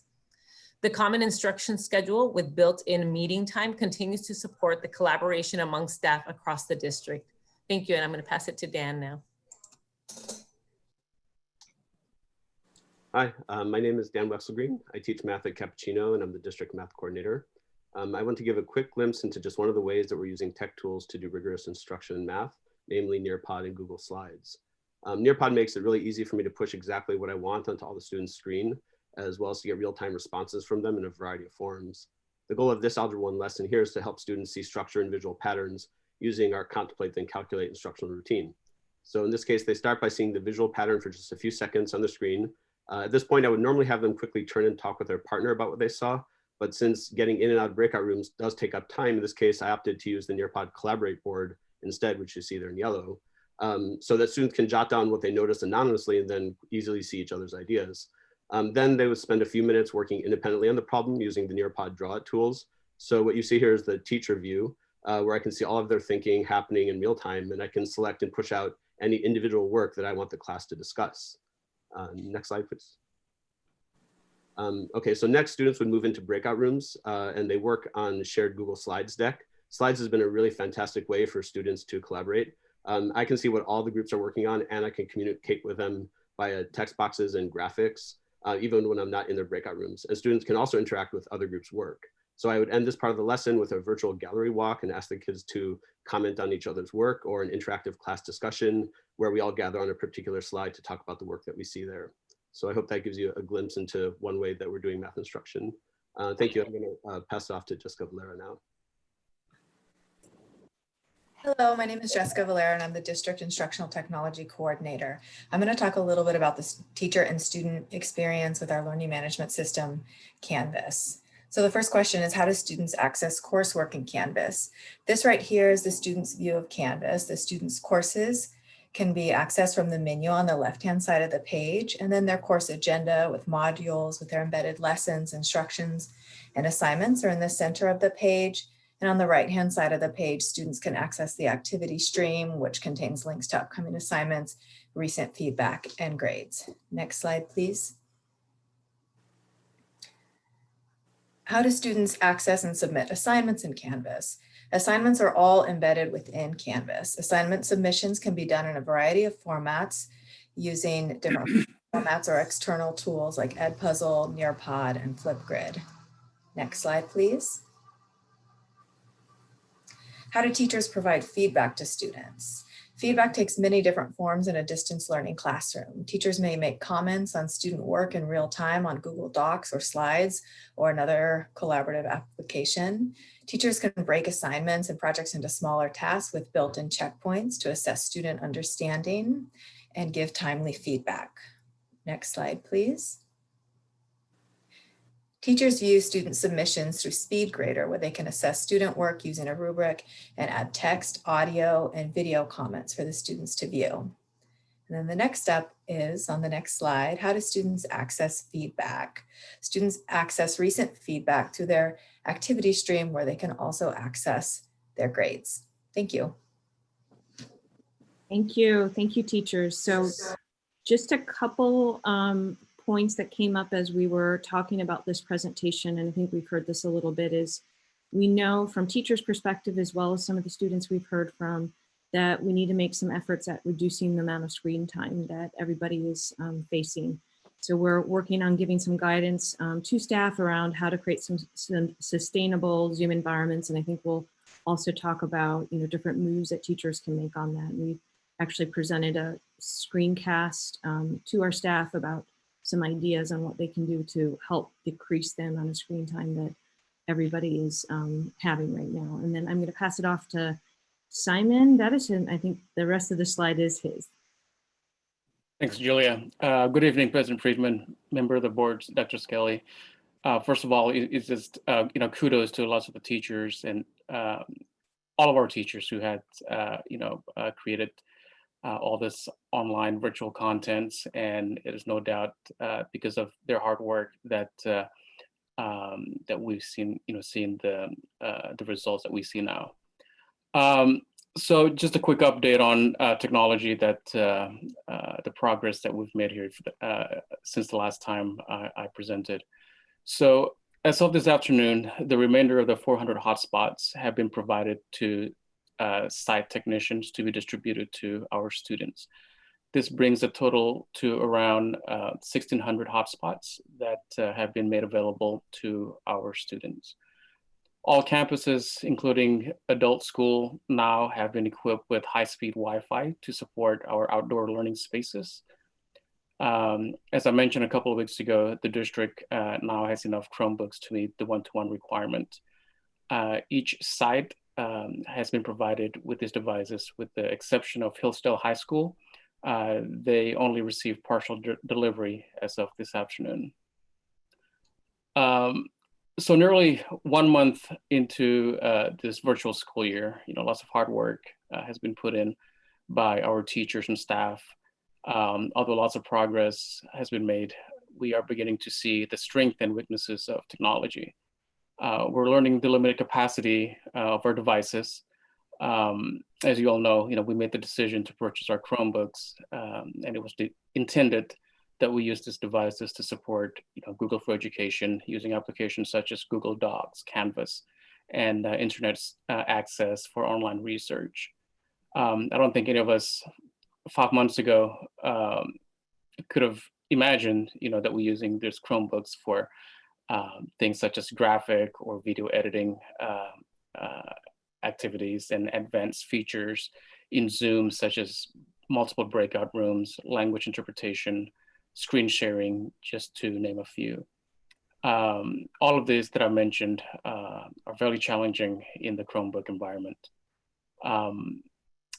There have been reports also that in certain areas or hotspots do not have the best signal for Zoom sessions. We are looking into options on how to remedy those issues.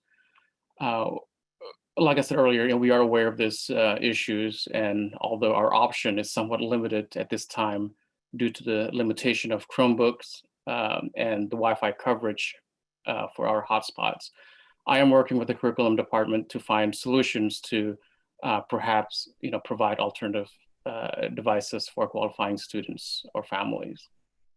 That concludes my report. Okay, so there have been some comments about the weekly schedule. We want to bring this back to you at a future board meeting. And we're probably looking at October, one of the October board meetings to talk about that. Ms. Kemke mentioned, I think the pinch point that we hear most is around Wednesdays.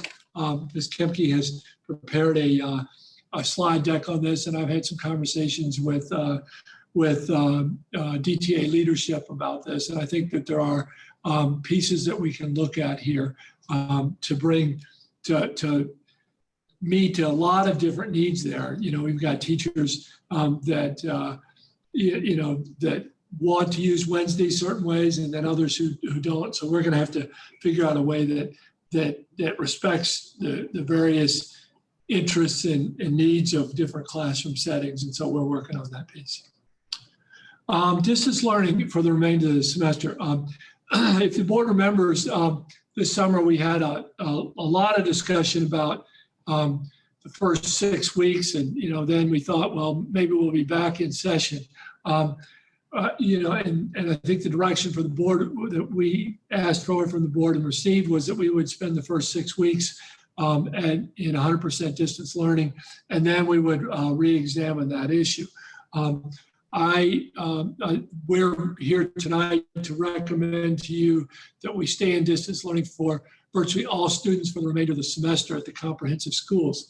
And then Peninsula High School, they are on a trimester system, number one, and number two, they're in a new location effective November 11th, right after November 11th. And so that is, you know, one can hope that perhaps there'd be some possibility of doing something different there, given the fact that distance learning and attendance have been challenges for those students, and that there's a possibility that health conditions would improve in time for that. That may be wishful thinking, but I think at this point, given it's September 10th, and that's 2 months away, that makes sense to do. And we may be with Peninsula in the same position, making the same recommendation in a month that we're giving you today about the comprehensive schools. So why do we make this recommendation at this time? A decision now creates certainty for the community. Teachers need to know and be confident that, and plan for, and continue to hone their skills around distance learning, because we're in it for, if now is day 19 of that for the next roughly 60 days, that's the work that needs to be done, and they don't have to worry about being on campus. We think that, and we found so far that bringing students on campus in any form is extremely difficult. The virus is in our community. We can expect that there will be staff members who come down with the virus. We can expect that there are students who will come down with the virus, and that makes it very difficult to be in that situation. We've also seen that depending on a variety of different conditions, the virus waxes and wanes. And so even if our data is a little bit better right now, there's no guarantee with the coming of cold weather and more time indoors that the data doesn't become worse. And so we think it would be disastrous to change courses during the semester and then come back and then have to go back into distance learning again. The other thing is that I think we need to recognize is that I think goes into our calculus here is that distance learning is working well for the vast majority of our students. Yes, we have challenges around some of our students who aren't as resourced as others. But by and large, we all have a feeling, and students, staff members, the community, we should take great pride in the work that we've done so far, and it's gone well. And students are learning, and they're rising to the challenge. Teachers are working extremely hard, and I know it's been It's often felt like hard work with more meager results than we would like, but overall it's going well. And so changing at this point, if distance learning was an absolute disaster, then we would perhaps want to look at this differently. But given the fact that it's going as well as it is, also is another reason for us to stay the course as we go forward. We need to start having conversations with various groups, including the DTA, to figure out how we could return sometime. But that sometime should be in January, when we know a little bit more about health conditions, a potential vaccine, and other conditions that like that. So that's a part of our recommendation, and we're eager to hear what the board thinks about that, so we can communicate that broadly to our families going forward. So that concludes our report for tonight. We're happy to answer any questions, and we're interested in feedback. And as Mr. Friedman mentioned, we do have a public comment. Would you please turn off the screen share? Who's ever controlling it? Thank you. So I'm going to go first to our public comment. Mr. Jung, are you still there? Yes, you are. Yes, I'm still here. So first of all, thank you for, this is my first time joining the school board meeting. You have 3 minutes from whenever they set Sure, the that's fine. So I enjoy it, and I want to say a few things. I really like what I hear it's about the school district's missions and also the goals, right? You guys mentioned about, equality or equitability, fairness, and also opportunity.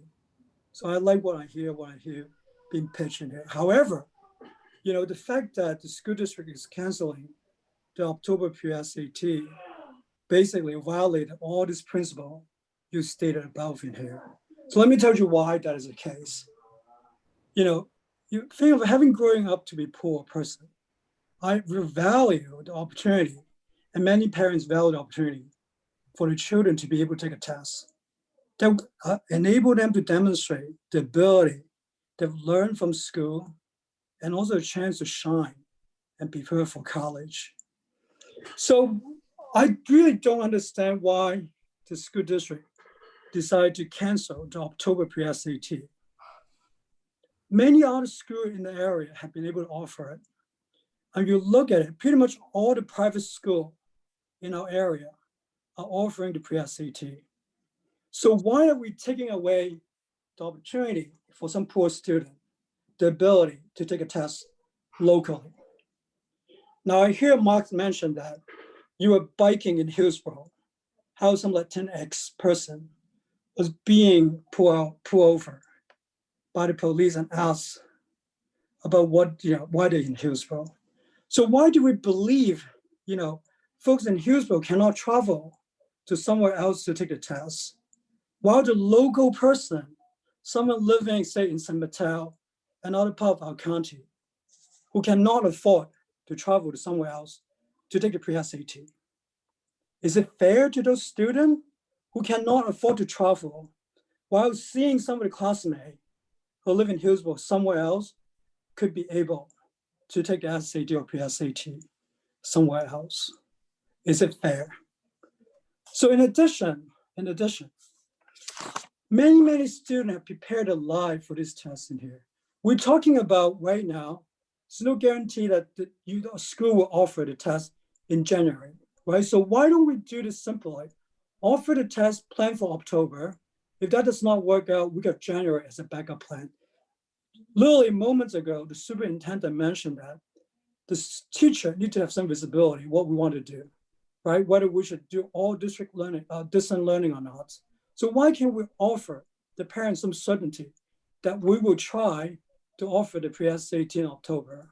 If that does not work out, then we could defer that to January, because we are dealing with uncertainty. We cannot, right, put the student at risk not being competitive, especially for those students who does not have option to travel somewhere else to take the test. So I want to hear, Dr. Skelly to respond to this question now. Actually, thank you, Mr. Jung. What we're going to do next, is go around the table and let board members discuss the issues. And in talking with Dr. Skelly before, I thought it would be a good idea that we break our discussion up into two pieces. First, we talk about the standardized test issue, then we talk about what's going on in our schools, because they're not really related, and our discussion would get disjointed. Yeah. So, yes, thank you, Mr. Yoon. So is the rest of the board in agreement with handling the discussion that way? Yes, yes. So we can go around the table, but would your student board member, we have Ms. Young, would you like to comment on this first? Sorry, I've been having trouble unmuting myself. It's okay. I would like to give a short comment, but first I would like to thank all our teachers who have been, and district members who have been working hard to adapt all these issues. I kind of wanted to touch on what Ms. Kempke was talking about regarding the technology. We're trying to talk first about the standardized testing, then we're going to come back to the other Oh, topic. sorry. Yeah, okay, of course. If you don't have anything on standardized testing, that's fine. No, it's okay. I don't have much. Do you want, I'll come back to you when we go to the other Okay, topic. thanks. Sorry, got confused. Mr. Land, standardized testing. I'm confused. I'm not understanding. You mean, so in my SAT, PSAT, ACT. testing is the CASP test and that sort of thing. Okay, I said, well, college testing. Okay. So I'm corrected. I was wrong. No, I just get confused. No, but talking about, I'm glad we are offering. I think we are taking a safer bet for our students. I know having this come up in October is what everybody else is, kind of talking about and we're concerned about. But I think offering it is important. I know there's still a controversy even about providing it, but I'm glad we are. I'm seeing that, and I was actually happy to see that. So I just want to give my point of view and my perspective, and I want to give commendation to our district for doing that. I think in January is the appropriate time. I think there's a lot of safety issues still in play, and I'd rather have us offer than not offer it. And I'm glad that we are offering the PSAT, the SAT, and the ACT. I think it is important. I think we have to do it in a safe way, and I think that's what's going to be our top priority, and I'm not worried. Ms. Lees-Dwyer, your comments.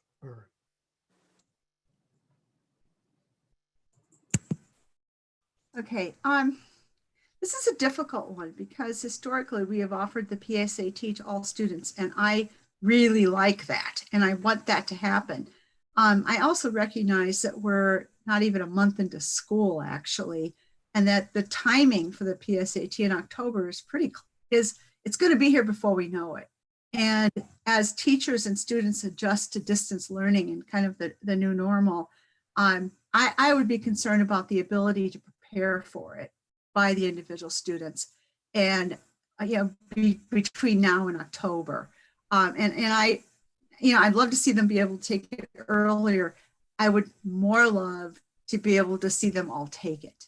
So to me, it's more a matter of how we can offer it to everyone as we have in the best way possible, rather than rushing into it when maybe some of these students would not really be as prepared as they would during ordinary times, because they've lost, not only, from March forward, they've lost a lot of focus and time, because I think this whole pandemic and fires has been very distracting for everyone.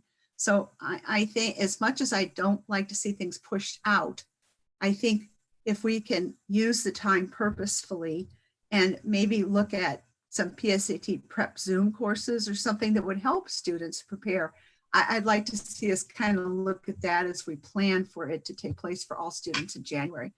As far as the SAT and ACT,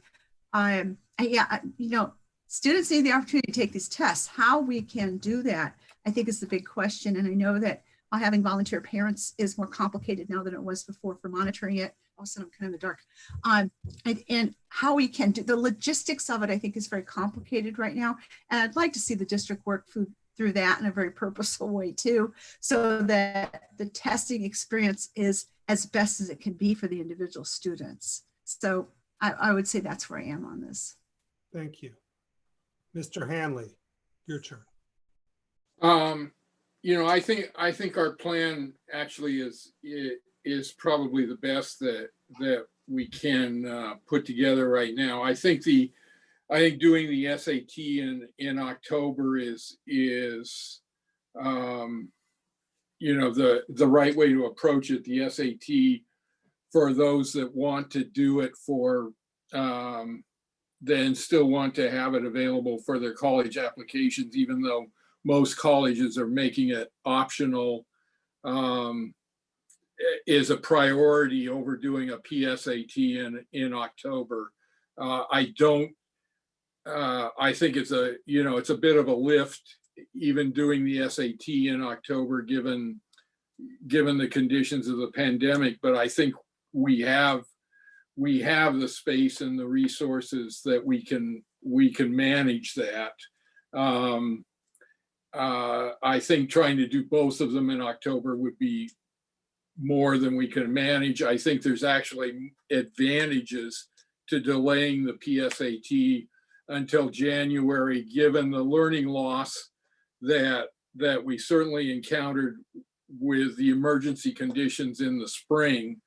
And I think giving 10th and 11th graders time to maybe even recover a bit of the learning loss, and prepare a bit more through the fall to take the PSAT in January is actually a better plan. So I would support the way we're approaching it. And I think doing the ACT, assuming we can pull that off in December, if we can make that happen, is fine with me. So I'm quite comfortable with the way that we have it planned, and I don't think 10th and 11th graders are disadvantaged at all by taking the PSAT in January rather than October. In fact, I think they probably gain some advantages by having it delayed a few months, given the conditions that they faced since March.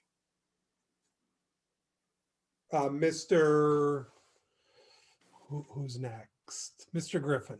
Sorry, Bob. I'm not going to belabor the point. I think my fellow board members have all made good comments, and I think the administration is probably doing.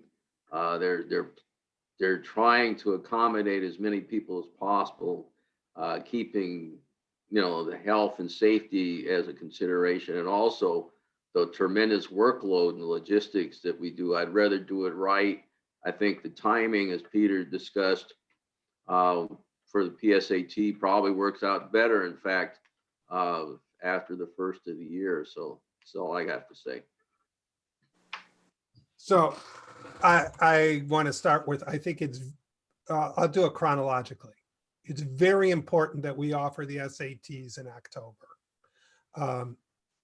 While I've talked to a couple college admissions evaluators, while they like to say it's optional, schools that says, a few schools that says it's optional before this year, when they see a certain score, that's the thing. And there's a book that's a well-reviewed book that's coming out. That's the thing that tells them they know a student will succeed at their school. And so for, why we would want to put any of our students at a disadvantage and not offer it is beyond me.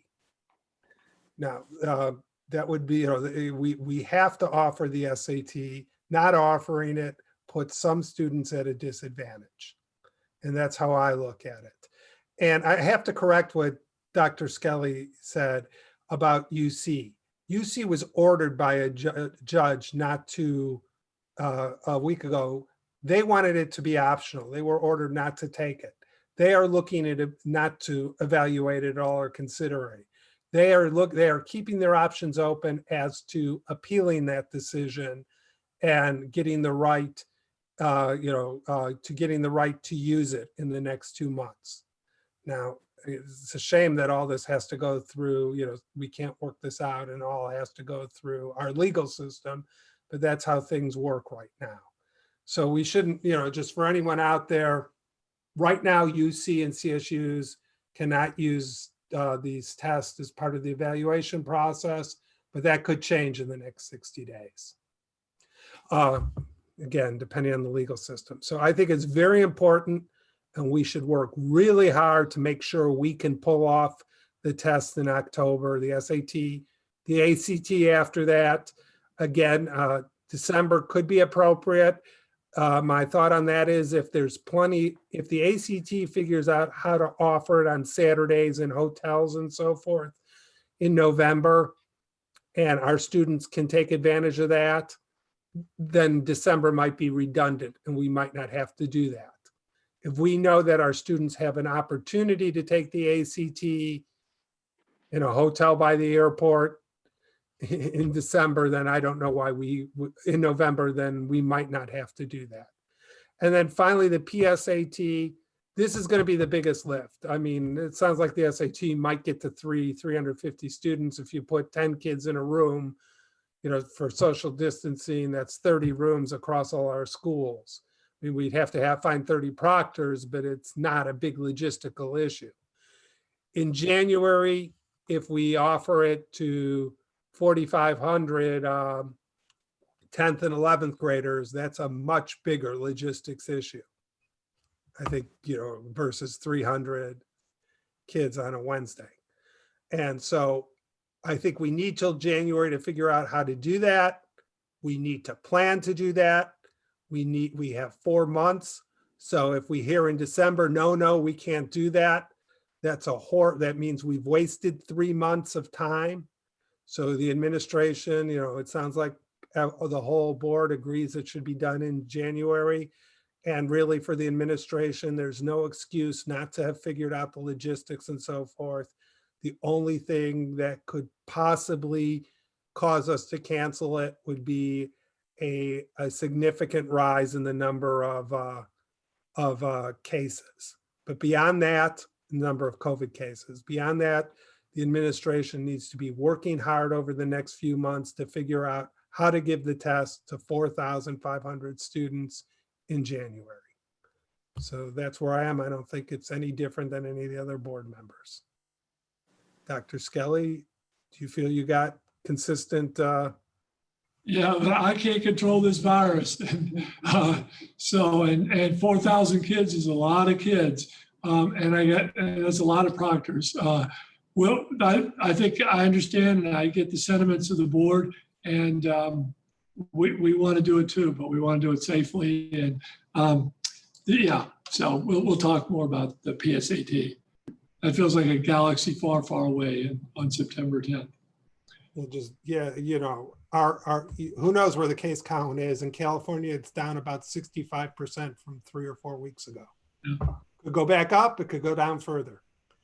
Okay, let's move on to the next part of the discussion that we had. The rest of the education in the schools and so forth.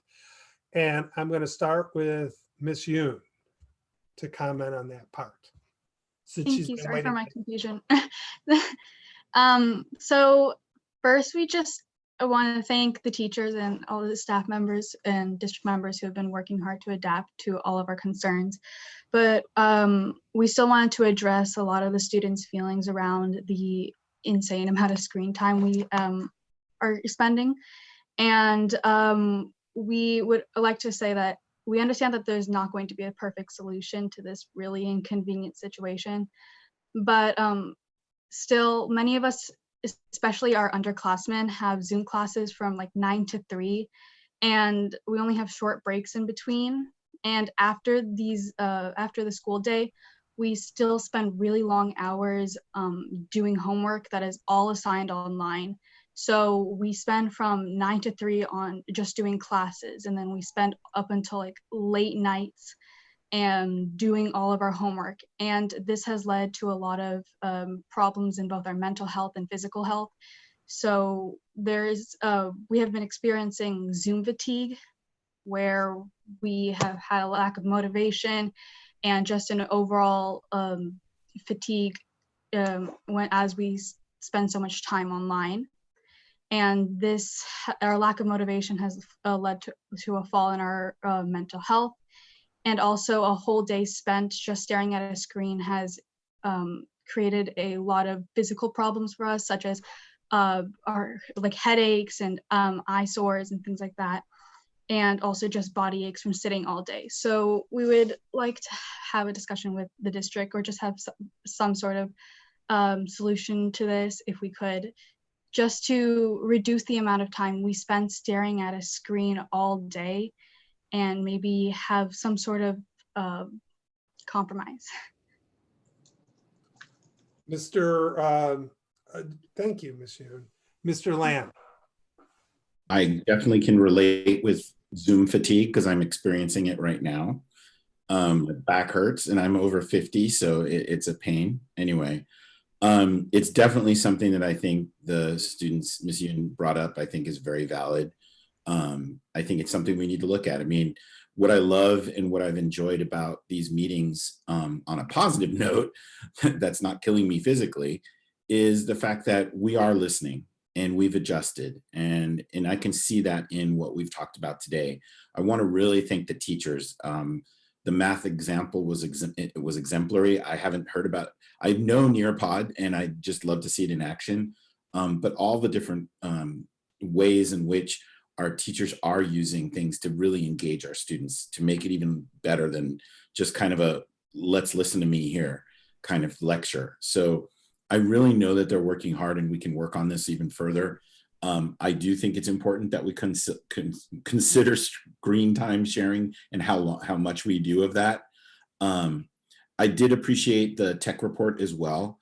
We still have work to do, and Simon, I appreciate your candor of where we need to go, and I think that's important. So I think this was an excellent report. I'm glad we're doing this and adjusting as we go with each report so it's not the same thing. I know the SB 98 attendance requirements. So Dawn, I appreciate the work that was put in for that. And it's not easy. The only question I would have is actually for Dawn, because isn't there a reporting component to the SB 98 attendance and for teachers, like what they're covering? Is that something we have to worry about in the high school, or is it merely an elementary issue? I think it's an elementary issue. We do have to give work samples in our asynchronous environment, but we have Edgenuity's archived reports and that data.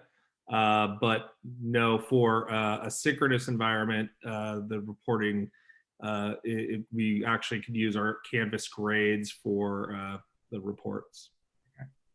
I also want to thank the teacher who talked about Canvas and gave me some details. This is the first time I've seen all the elements of it and how it was done. So I appreciate that as well. So again, great report. I don't want to belabor it too much. So thank you. Ms. Lees Dwyer.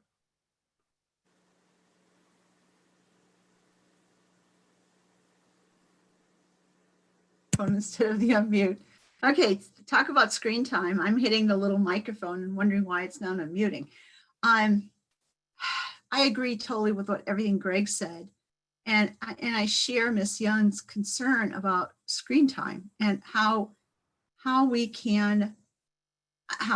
education can be delivered over time using this method we're using without burning out everyone, teachers, students, just how much screen time can people handle? And I know, this is such a new phenomenon that there's probably no psychological studies on this yet.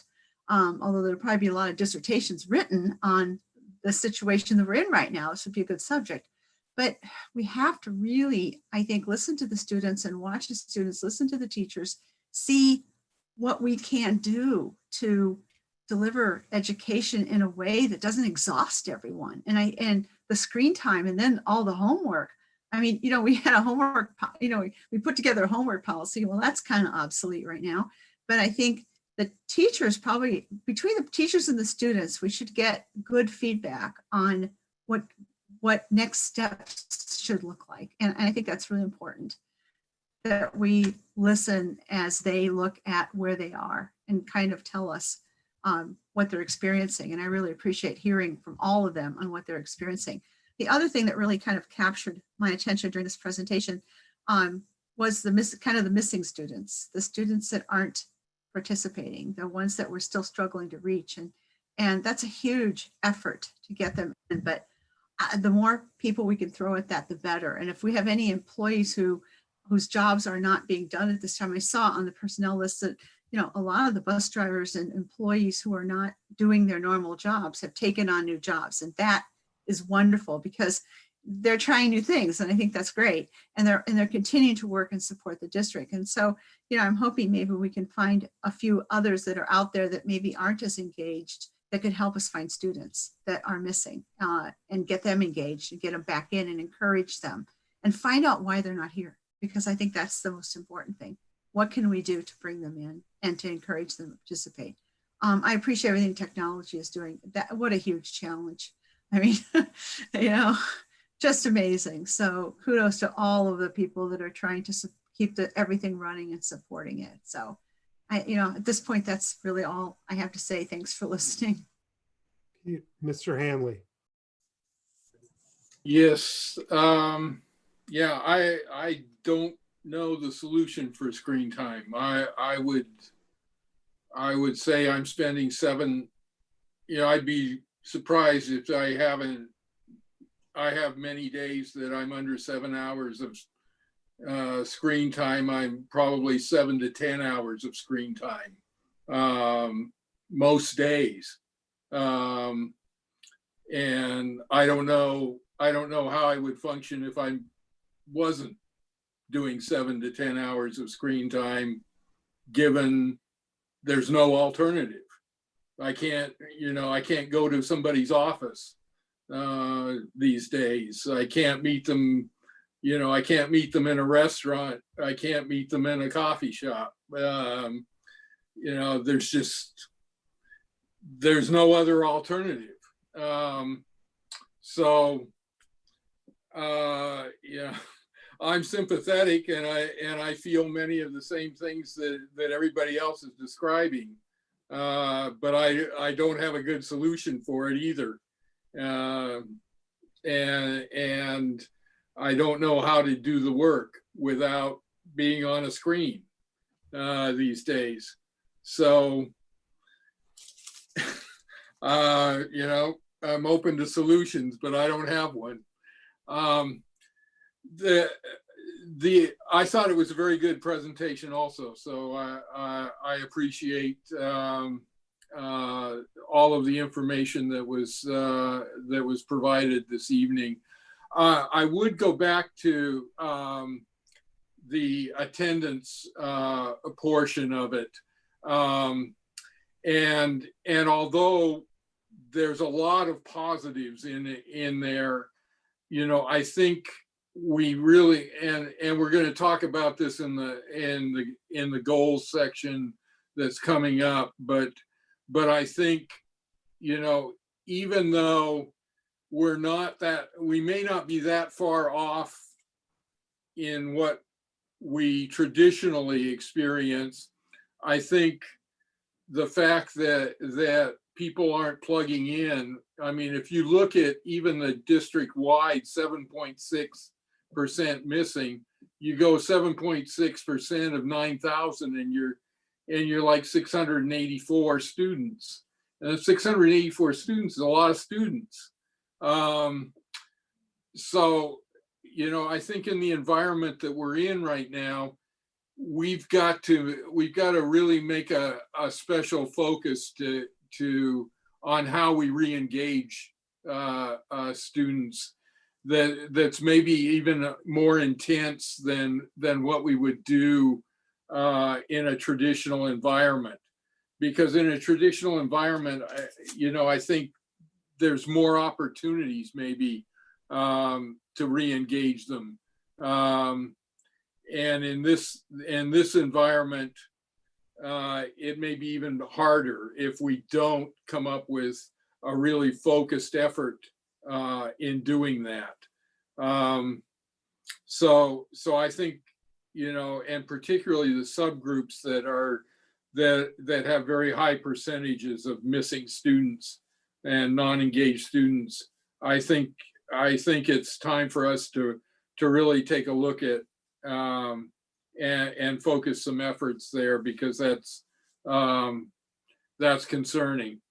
The other thing is, I do support the administration's recommendation for staying in distance learning the rest of the semester. I don't see any real prospect that we're moving out of the purple category anyway.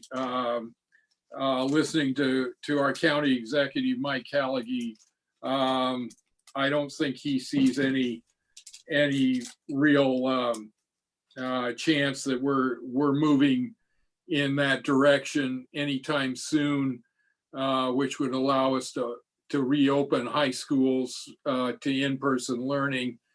And I think trying to switch from distance learning to in-person learning in the middle of the semester is probably more disruptive than it would be worth trying to do. And I think there's some advantages to just stabilizing the situation and setting the pattern for the rest of the semester. So I support that recommendation right now. Mr. Griffin. I'll see if I can get to my comments quickly here. I also support the distance learning for the semester. I think consistency there will deliver overall a better educational experience, and we'll lose less in the transition.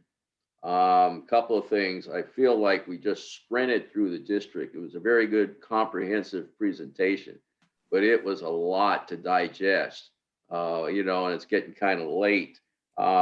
I appreciate Ms. Yoon's concerns about screen time like everybody else. And I can tell all you guys don't do a lot of talking, because I do a lot of talking on Zoom, and you get really hoarse. And by the end of the day, your throat hurts. You have that raspy feeling, and you just it just goes with everything else. So I don't know that there is an answer to how you control it. I am concerned also about the engagement issues, particularly in the Latinx and the API group subgroups.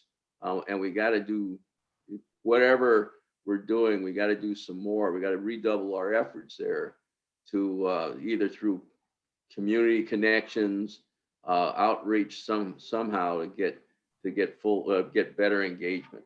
Those are my comments. Thanks. So my comments are from listening to the teachers and looking at statistics, distance learning works for certain students. And it's probably a large majority of our students. It takes comfort with working with computers, being good at being regular, having a structured environment, knowing how to work Canvas and being agile at that, being agile at some of those math exercise sorts of programs we were shown. But when we look at our attendance, it's clearly not working for certain subgroups. And we look at those attendance, and this is what really concerns me. It's fine that it's working for many and a majority of our population, but the subgroups it's not working for, looking at the attendance and looking what it takes, is the Peninsula High School students. 79%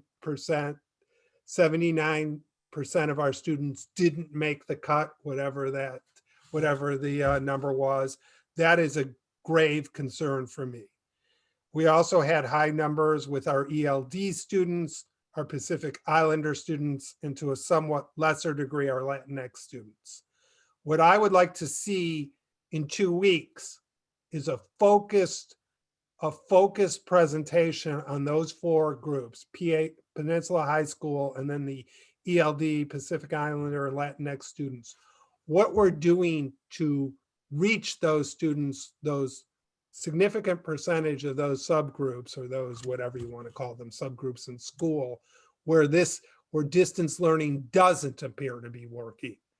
What we're doing and how we might need to do things different than we're doing for the majority of our students. I think it's really important that we focus on that.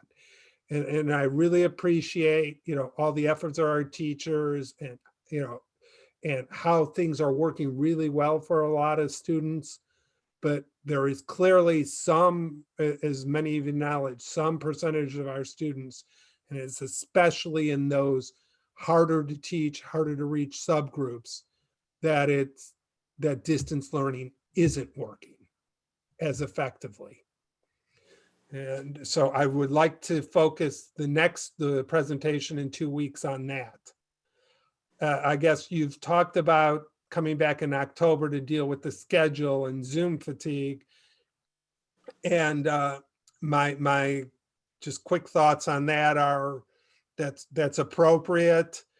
And some of the suggestions on Wednesday, we have to figure out what the laws are and how much instruction we have to give on a daily basis to allow that to occur.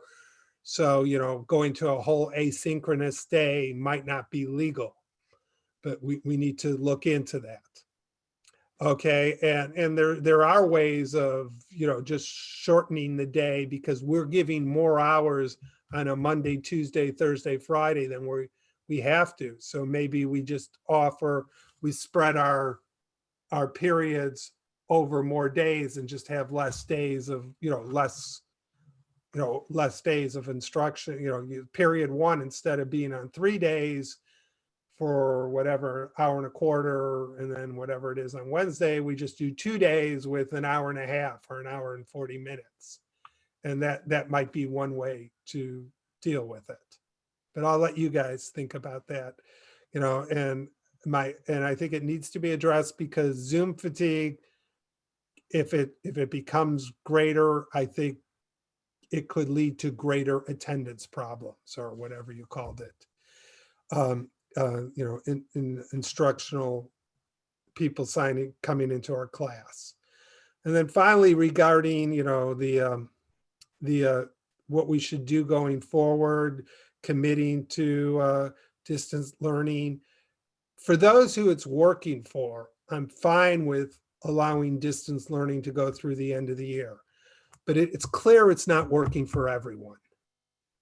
And to that extent, I'd like, when schools are able to open, when and if we're able to have in-person instruction. As I said earlier, case rates in California have come down by 65% over the last month. It could come down another 65%. It could go back up 65% over the next month or two. We don't know. None of us really know. Hopefully it goes down. But when and if that happens, I'd like to be able to explore alternatives to distance learning for those students who are not doing well in distance learning. And I think we have to keep that door open for those students. And I know, I appreciate that Dr. Skelly kept it open for Peninsula High School for November 11th or whatever the second trimester starts.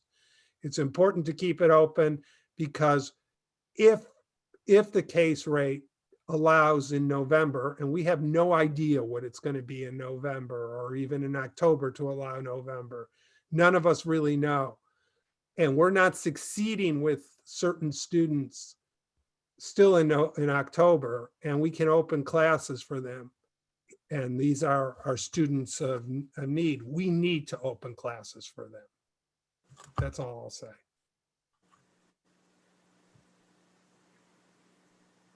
Okay, are there other topics that the board would like to see besides the one that Mr. Friedman mentioned tonight on the next report on the 24th? I appreciate that, and we do want to. We are dedicated to that. We are working on that. The pandemic has laid bare the inequalities in this country, and we are experiencing that as a district. Let's see.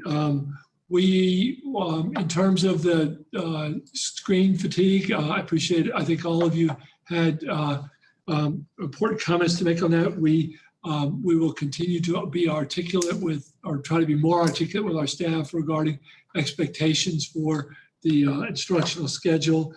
There are ways to provide instruction that meet the state requirements that don't require students to spend 3 hours online, and so we'll be working on that.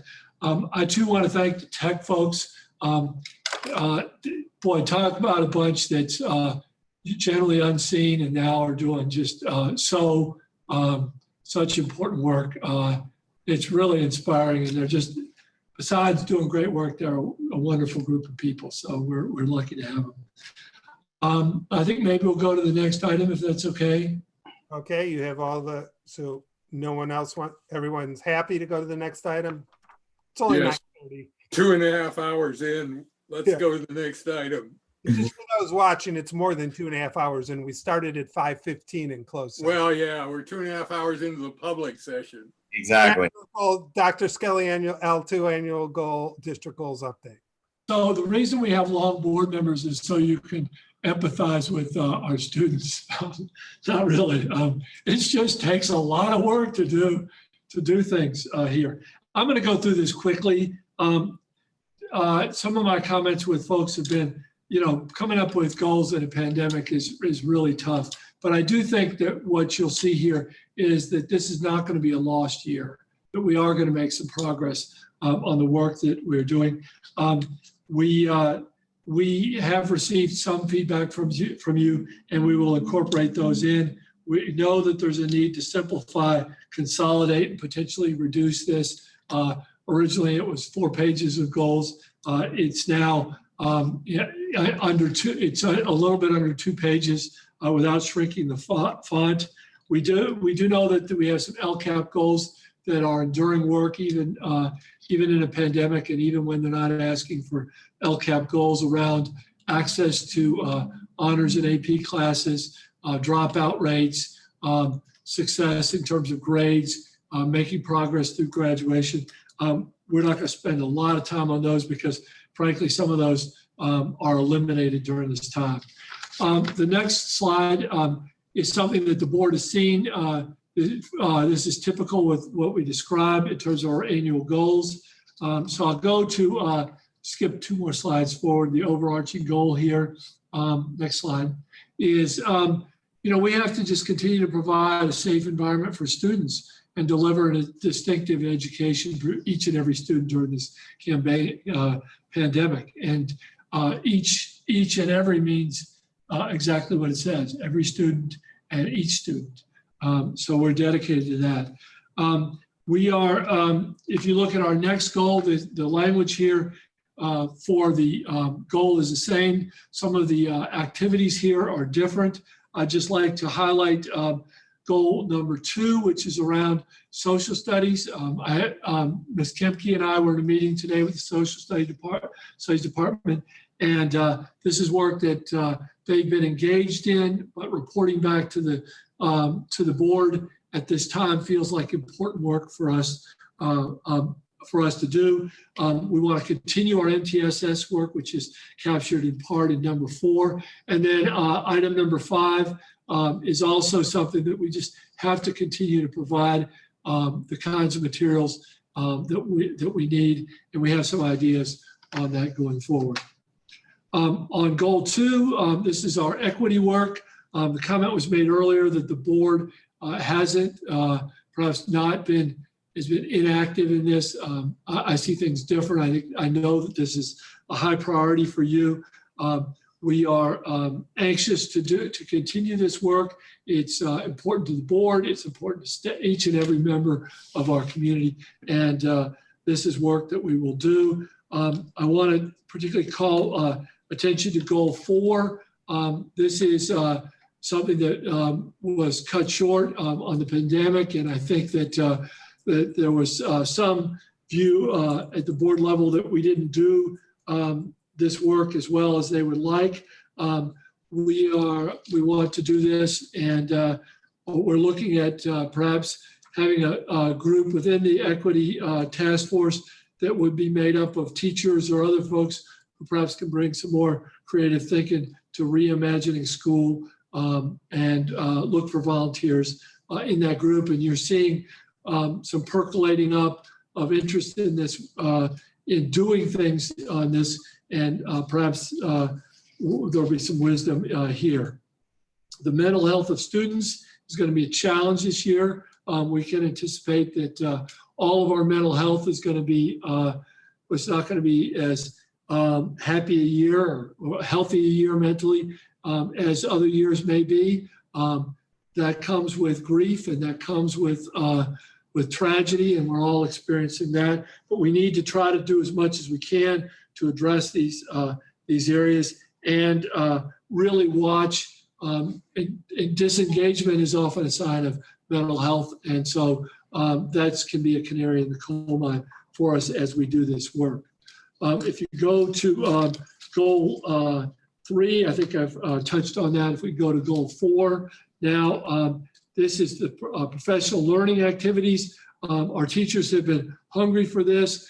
They are pushing themselves. In some ways, we're trying to keep up with teachers as well as meet the needs of a vast array of teachers here. We're also continuing to work on the MTSS work, training around educational tools, and Canvas. I have to say that once again, our teachers and our staff have embraced new positions or new tasks here in ways that has just been utterly inspiring throughout.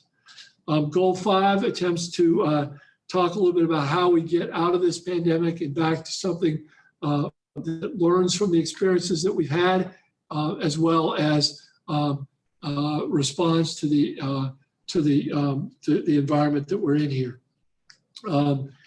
That's important work as we go forward. Communication.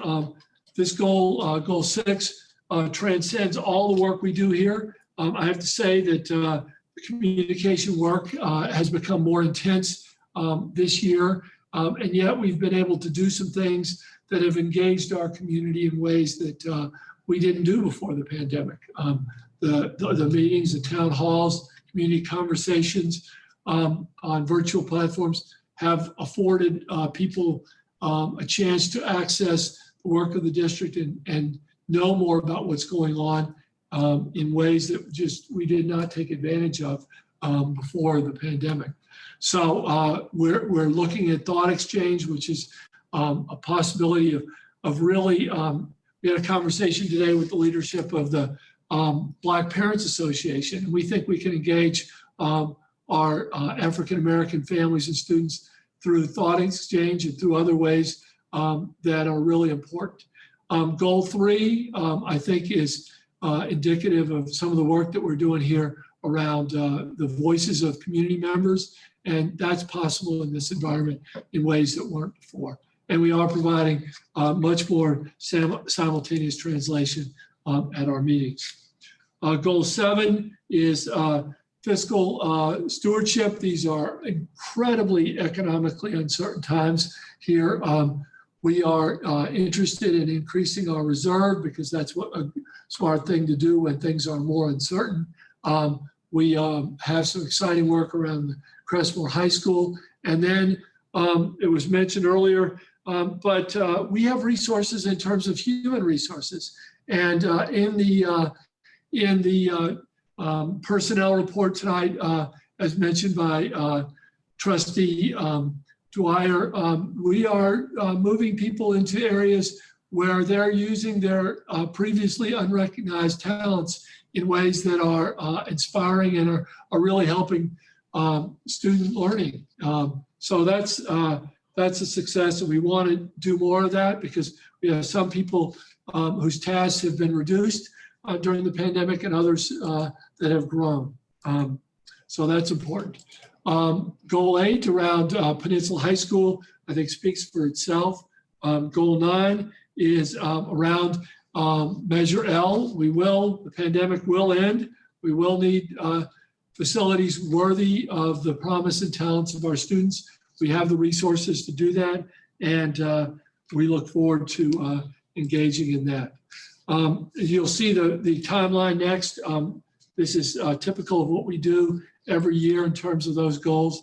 And so that, I think, concludes my report. And now we're happy to take your information or your thoughts. I've received some feedback that we will be incorporating in, but our goal is to get this approved at the September 24th meeting so I can start working with our principals on how they'll tie their goals there, members of council cabinet, how this works in terms of their work as well.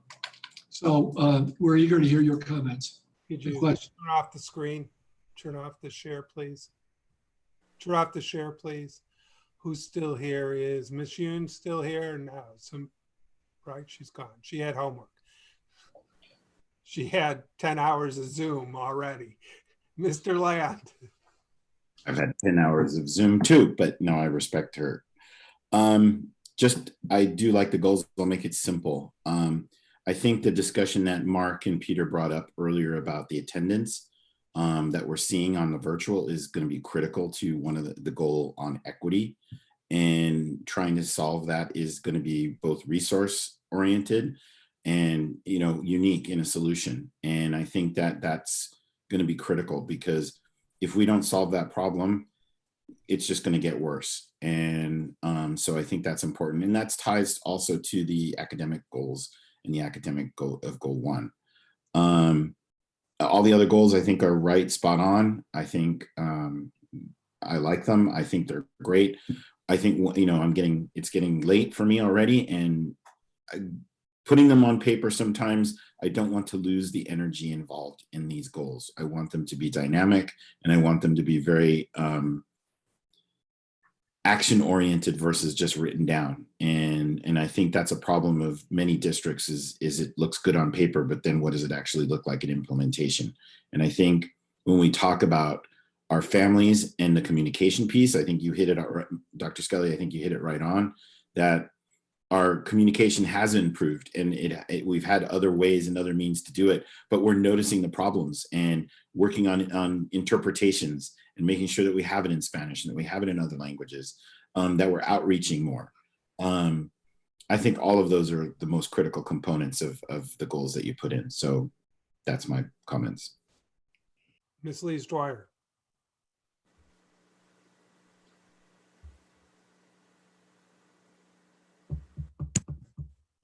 Okay, so I've actually got them up next to me. I think there's too many of them, and that may sound really weird, but I think they're very ambitious, but there's so many of them, and this is such a different time that I'm kind of struggling at how much we really can achieve. And then some of them I look at it and I say, is this redundant? Do we have some redundancies in here? And I think there probably are. Looking at the curriculum for bias, and then we're looking at a more equitable organization. That kind of flows together. I just think there's a lot of them, and I also kind of, how are we going to measure them? I mean, I guess that would be my second thing. Just looking at deliver the finest learning instruction possible distance learning. Okay, how do we measure that? How do we know that we're achieving that goal? What are the ways we're going to do that? And I think each one of these, all these different bullet points you almost have to have like 5 things under them that talk about the ways you're going to do it. They're very complicated. I want to say they're comprehensive, but they're also very, very ambitious for this year. And I appreciate that ambition. I'm concerned about how much we can really achieve as a district, and whether by having so many goals, we would be losing an opportunity to achieve some of them really well. So I think it's a huge amount of work that's been done, but I just have some concerns. Thank you. Thanks. Mr. Hanley. So I've provided a fair amount of specific feedback to the superintendent already. But you know, I agree with Linda on there's too many of them, and they're not specific. They're not specific enough. They're too general. They need to have metrics attached to them, and they need to relate specifically to our mission, which is primarily academic, you know, achievement and learning. So, you know, they need to be recast because, you know, some of them are just so broad that they encourage wandering. You know, the mental health and social emotional learning, you know, you can't wander around all over the place. You have to, you know, I think, you know, in some areas we talk about developing a tiered system and setting priorities. I think we need to do that in that area too. You know, the first one where we're talking about academic achievement with delivering the finest learning and instruction possible in distance learning.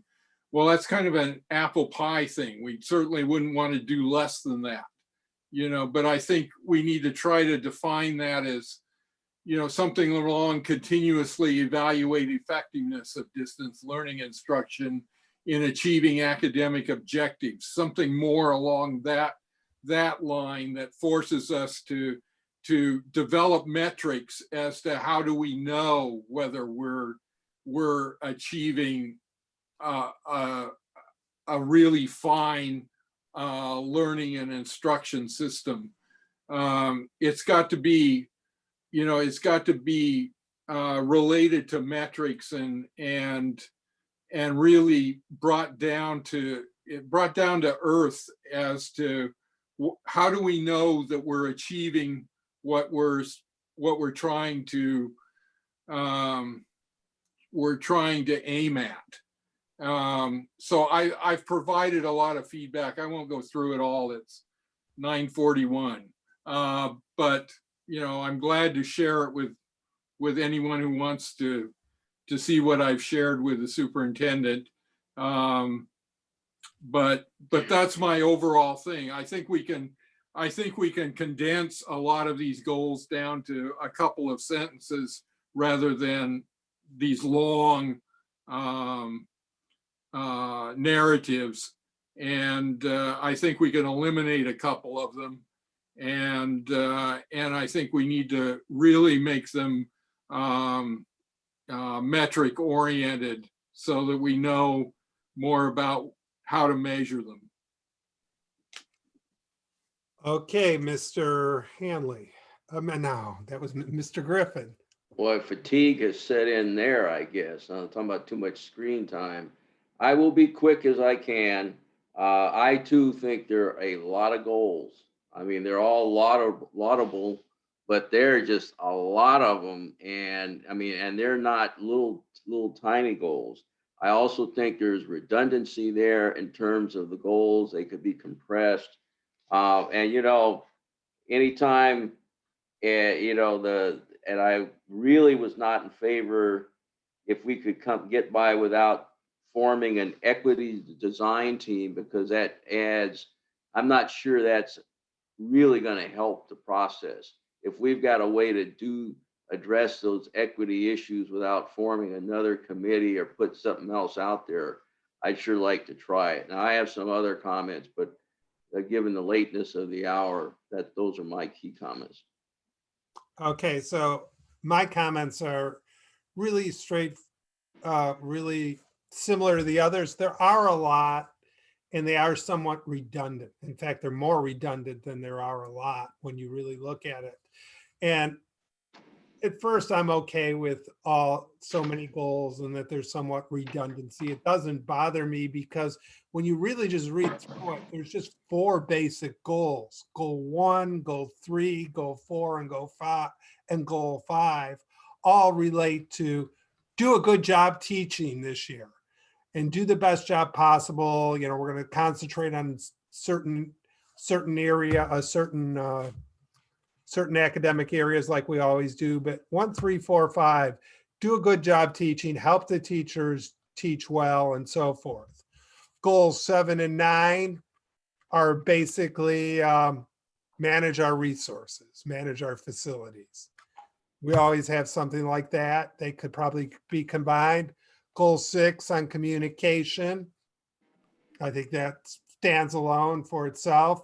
And the 4th goal that we have there is goal 2 and goal 8 are basically looking at things we have to do for equity and for helping those students of ours who tend to fall behind. And, you know, they could be simplified and combined and so forth. But I think we really just basically have 4 basic goals, and we just have a lot of tactics listed on how we're going to accomplish these goals. So that's what I read when I saw it, and you know, you might be able to take it from there or not. I don't know what more you want. So this is helpful, and you know, oh, go ahead, Greg. Sorry. So I missed one thing that I really wanted to talk about, and I agree with everybody, what everybody said. So yes, thank you, Linda. Thank you, Peter. Thank you, Bob. And Mark. Overreaching goal. It talks about delivering, which is teaching rather than learning.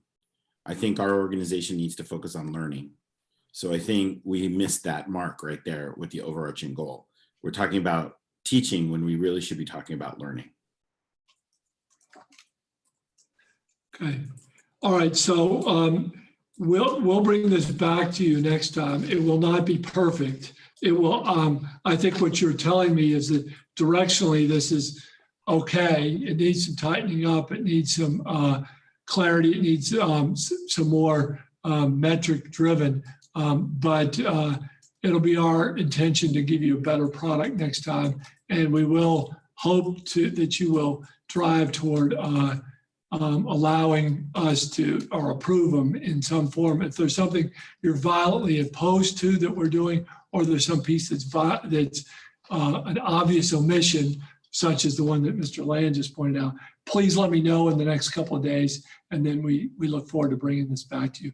I will say that as the goals often sometimes become people's, you know, we've got people in different lanes. Obviously, communication is important to Ms. Chalkley.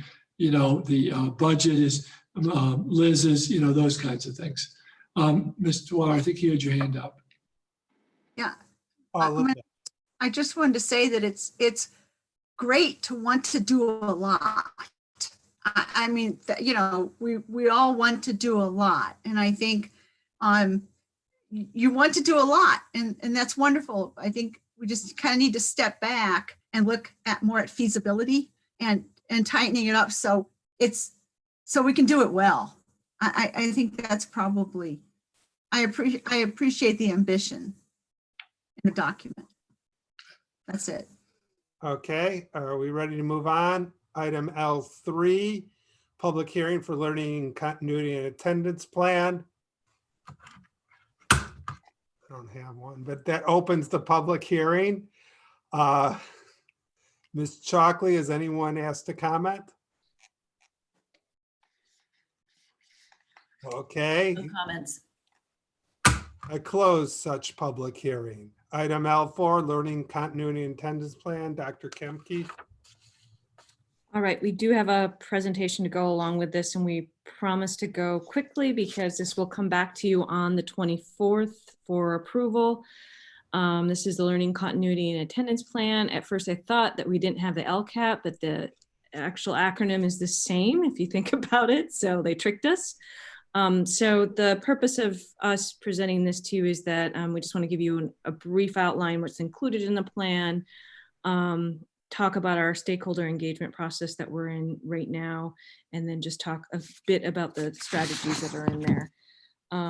So I don't know if we can put the presentation up for this one. You have this one? Do you want me to put it up from my side? I think I can too. We don't have it here. Okay. I'm on slide 3 now. So the purpose of the plan is to replace the LCAP, the Local Control and Accountability Plan, for this year. So there was a Senate bill that replaced the LCAP, the usual LCAP. And this just provides a more streamlined structure to gather stakeholder input on district strategies and goals. We heard a bit about attendance, and that is addressed in here. And so I think we'll pull some of the things that we talk about in this plan forward for the next board meeting. And then it just articulates, it's a moment for us to articulate our response to the pandemic. So we speak a lot about the stakeholder engagement that happened in our return to school. And then we align this to the CARES funding that we receive as a district. I'm going to pass it to Brian to take this on home. If you don't have the presentation, I don't think it's a big deal at this point. Like I said, we'll bring it back for approval at our next board meeting. Brian. Board members, good evening. So yeah, just quickly, I'm on slide 5 if you're following along anywhere.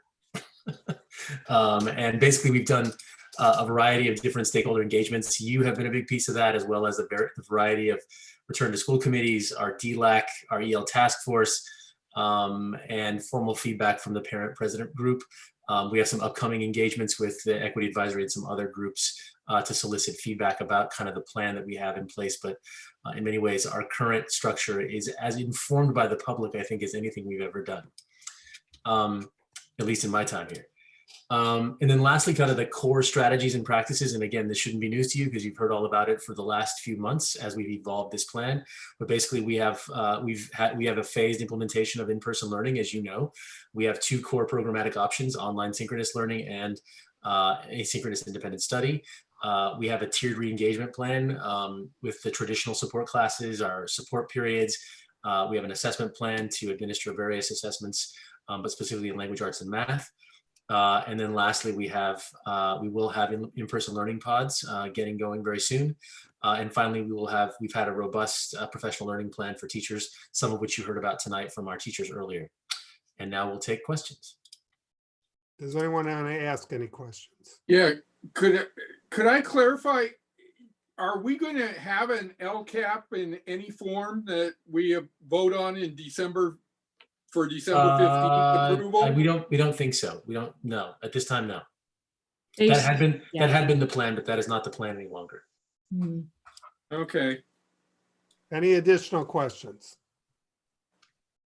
Okay, I'm going to move on. The board is okay with that. Item. Let's see where we're at. Add one. What? Excuse me. Sorry. Do we need to vote on this? No. No. The next meeting you'll have to vote on it. Item N1, approval of personnel actions. Dr. Black, are you there?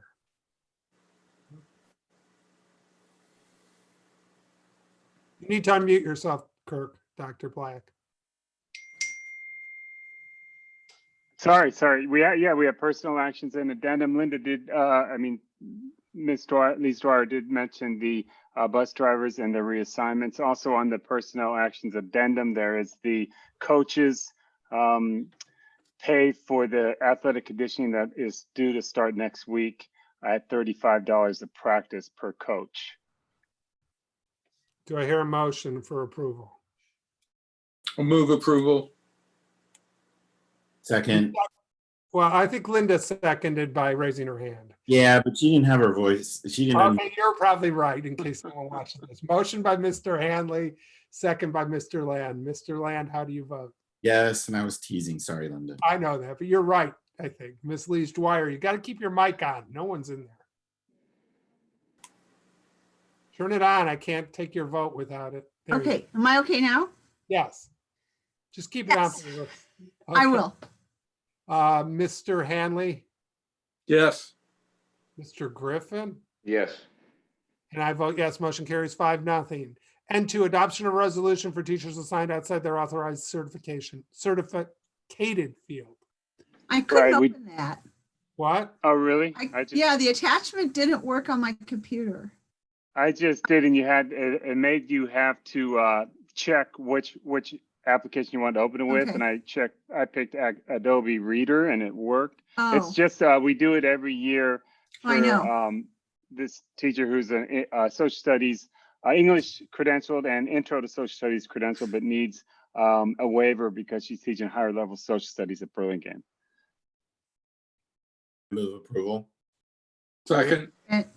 Motion by Mr. Land, second by Mr. Hanley. Mr. Land? Yes.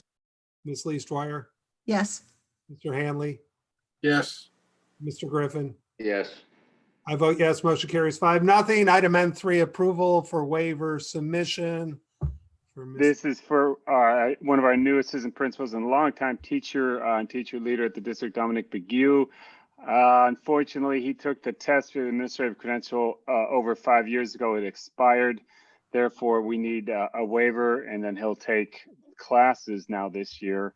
Kind of redundant classes because he passed the test, but it expired. This gives us a waiver to utilize him in the role before he's taking the classes. Couldn't he just take the test again? Because it's off. He could take the test. Good question. We've gone over that with the next test isn't scheduled till February, so there's some where the classes are the for sure thing. But yes, he could take the test. That's an option to him. Either way. Motion? I move approval. Second. Motion by Ms. Lee Dwyer, second by Mr. Land. Mr. Land, how do you vote? Yes. Ms. Lee Dwyer? Yes. Mr. Hanley? Yes. Mr. Griffin? Yes. I vote yes, motion carries 5-0. Item N4, public hearing for the San Mateo Union High School District's non-represented administrators and certificated management 2021 salary schedule. I open the public hearing. Ms. Chalkley, did anyone ask to comment? No. I close the public hearing. Item N5, approval of the San Mateo Union High School District's non-represented administrator and classified management 2021 salary schedule. Yes, you approved the contracts a couple meetings ago, and this is the salary schedule. It hasn't changed from last year. There's been no increase. Question. No increase, no. Approval. Second. So was that Mr. Hanley who moved? To Yes. Mr. Hanley moved approval. Mr. Griffin second. You were muted, Mr. Land. Greg. I know. Yes. Okay, Greg, Mr. Land, how do you vote? Just stay on. We're going to be done in 15 minutes, I hope. Mr. Land, how do you vote? I said yes. No, you were muted. I'm not muted. How do you vote? Me? Yes. Yes. Thank you. Mr. Hanley. Yes. Mr. Griffin. Yes. Motion carries 5-0. God, I can't believe. President Friedman, did you vote, or was that an implied vote? Thank you. I vote yes. Motion carries 5-0. I got to Oh, do this. man.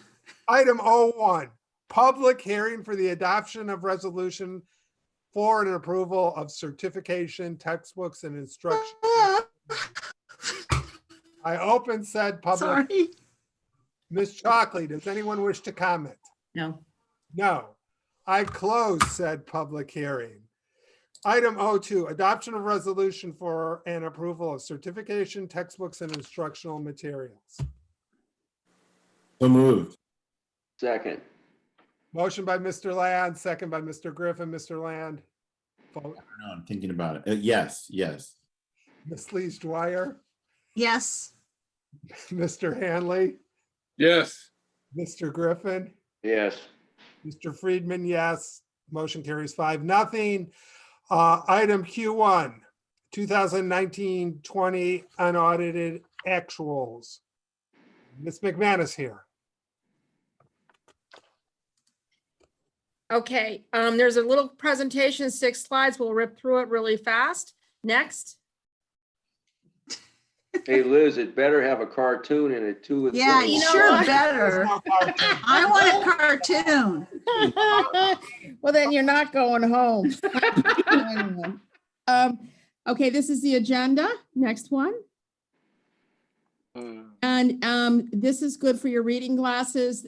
In this worksheet, what I've done is I've compared the estimated actuals from 1920 that were in the adopted budget to actually how we closed the books in the unaudited actuals. And Mark, you will see there was only net at the end of the day, a $2 million diff. So I have a question on that, but I'll wait because. okay, so the big changes were in the revenues. Our federal revenue went down by $695,000. And that was because a special ed entitlement grant that was anticipated to come in at 1.6 came in at 1.1. The state revenue increased by 400. And again, we had the STRS on behalf, which in the financial system, what the county gave us to project was $1.8 million lower than it actually ended up being. There's questions there as to the system. We also had deferred revenue, and then in local revenue, we see the reduction of $695,000, and that was because of we deferred the revenues. Expenditures, you see increases in employee benefits. Really, that was STRS and behalf because you have it in the revenue and then the expenses. Books and supplies went down. We went on COVID, so there was a lot of carryover. There was a lot of deferred revenue associated with that as people were sheltering in place. Services and other operating expenses went down by 1.2 million. Our NPA, NPS contracts were 1.7 less than the budget. In addition, the San Mateo County mental health utilization contract came in $624,000 higher. So, you saw discrepancies there. And so net at the, the bottom line is we contributed $1 million less into special ed, which is good for the maintenance of effort. And then we have, a higher ending balance by about $2 million. And next slide.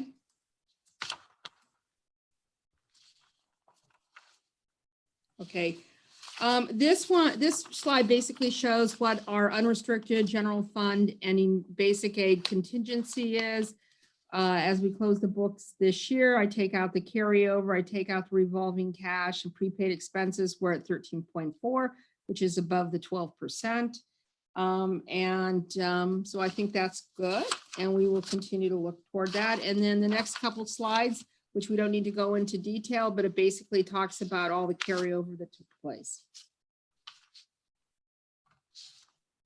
So does anyone I have one question. I don't know if anyone has any other questions. You can turn it off. So I'm trying to understand this Gatsby retirement. I'm just curious. Did we actually expend 2 million more, or did we explain what happened there? It's the state's contribution that they want to take credit for it. So they want people to know the total, impact of our retirement programs. So they gave us an addition, they increase our state revenues by 8 million, and then they increase our expenditures and STRS expense by 8 million. So net. It's enough. Yeah, exactly. It's just, I have no question. It's an accounting thing that the state is taking credit for their contribution towards. Yeah, so it's just an accounting thing and it has no impact. No. Bottom line. Okay. I couldn't understand it. Thank you. Yeah. Ms. Lees Dwyer. What happened to our cartoon?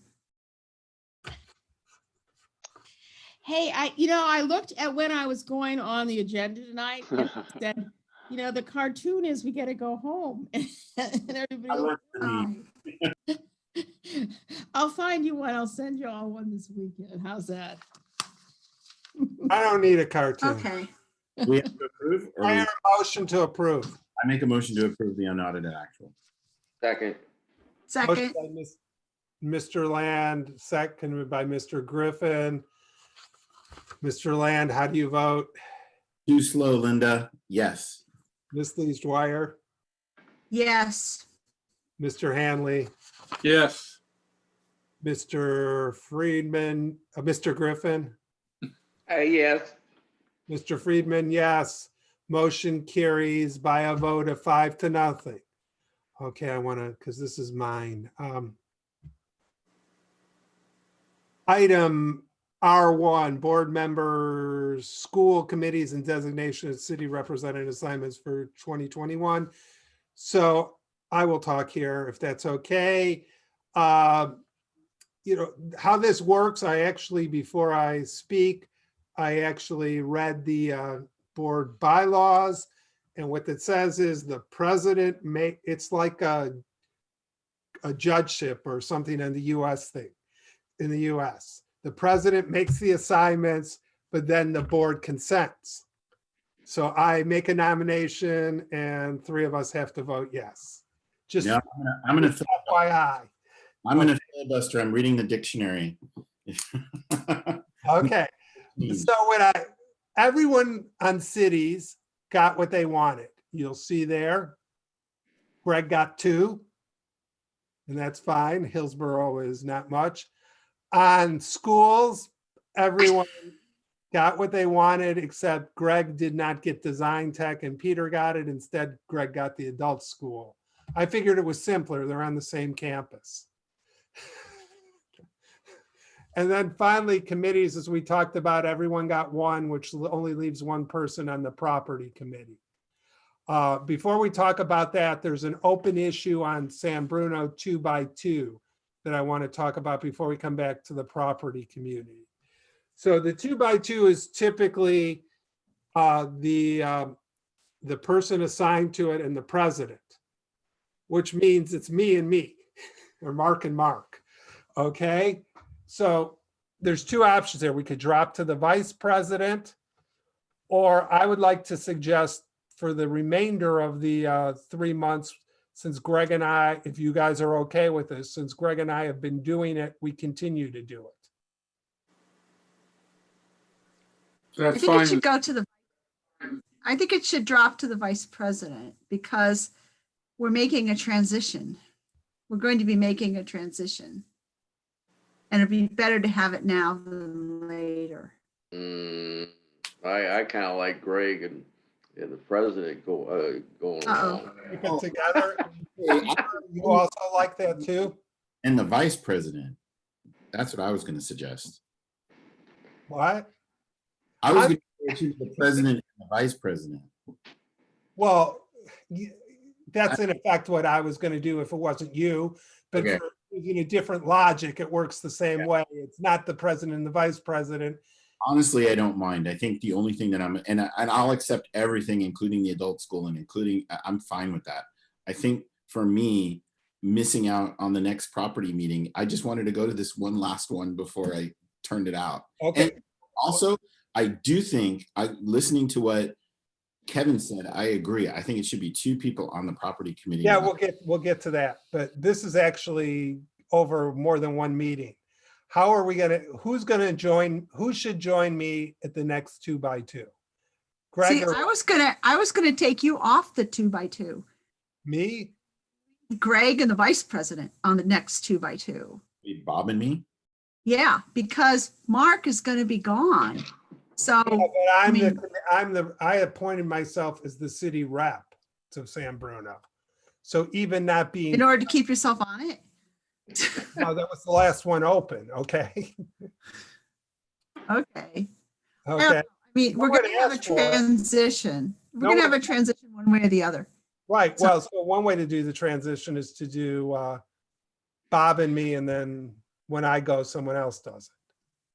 You know, I don't know, or make a complete transition, keep it Greg and I, and then make a complete transition in 3 months. You know, which is what I was thinking was the best way to do it, instead of a gradual transition. But, you know, I'm waiting for any of you to say something. I'm on to the next issue. I think Bob needs to be on the BAC. He didn't ask to be. Oh. Well, I mean, I was trying to fill out what the need was. I mean, Wait. I want to get through the 2x2. I'm going. Okay, I go as the president and as the the person assigned to San Bruno. Be president soon. What? Bob is going to be president soon. Well, Peter will be vice president. He hadn't said one thing about this. He said, yes, he did. He said, send Greg. He was the only one who said stuff. Please, I really don't care. What do you think? Linda said, Peter said, send Greg. Linda said, send Bob. In all seriousness, either you or I should stay on it for at least the time being, because I'm staying on it, So I don't care who, but one of us should stay on it because for continuity. Okay, Bob, how are your set Friday? Then it should be Bob as a second person. So when the transition takes place, Bob's familiar with the group. So instead of doing one big transition, we would do half transitions. Yeah.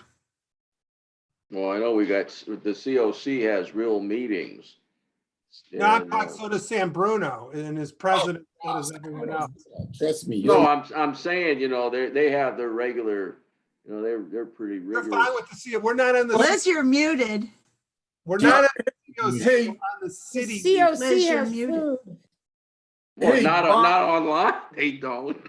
Hey, Bob, do you want to be part of the 2x2 in San Bruno when you're president? I mean, there's no obligation that you have to.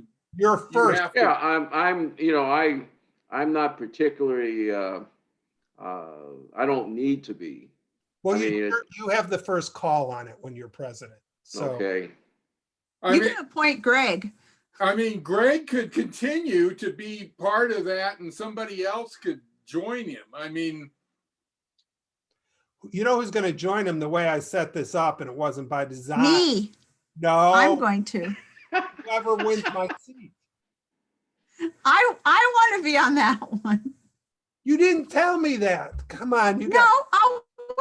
I'll wait until after you can. You should finish it. I don't care. I always want to be on it.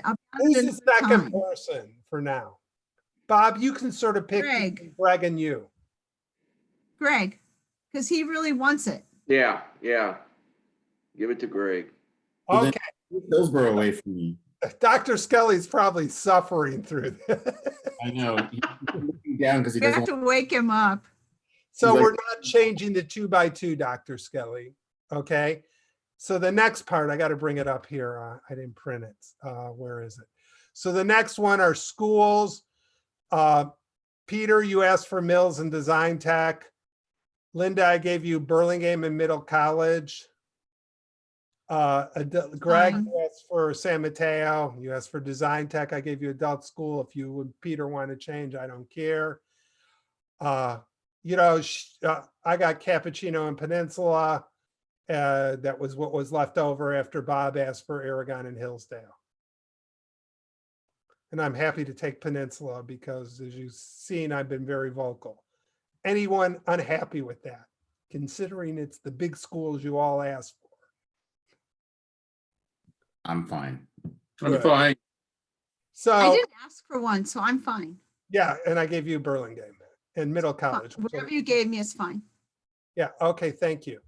So then the committees, Bob asked for COC when I told him that no one had asked for COC. And I gave myself COC because no one else had asked for COC.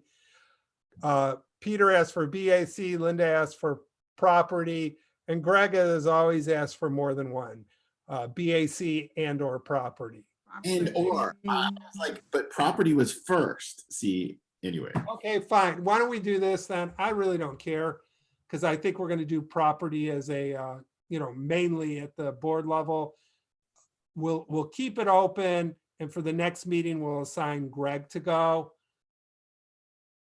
And then after that, the next meeting after that, we might assign someone else in that open seat. That's fine.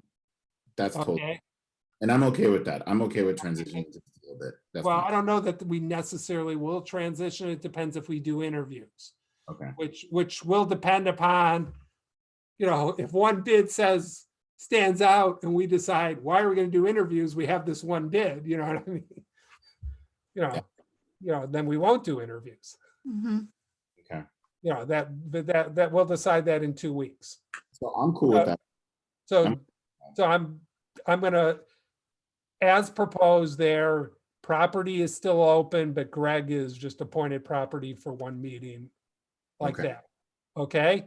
That So works. I have a motion. That's my recommendation. You guys have to approve it. On the grid, there was no changes. Do I I hear move a approval. Second. second? So motion by Ms. Lee Schreier, second by Mr. Land. Ms. Lee Schreier, how do you vote? It's me. Yes. Mr. Land, sorry. Mr. Griffin, Yes.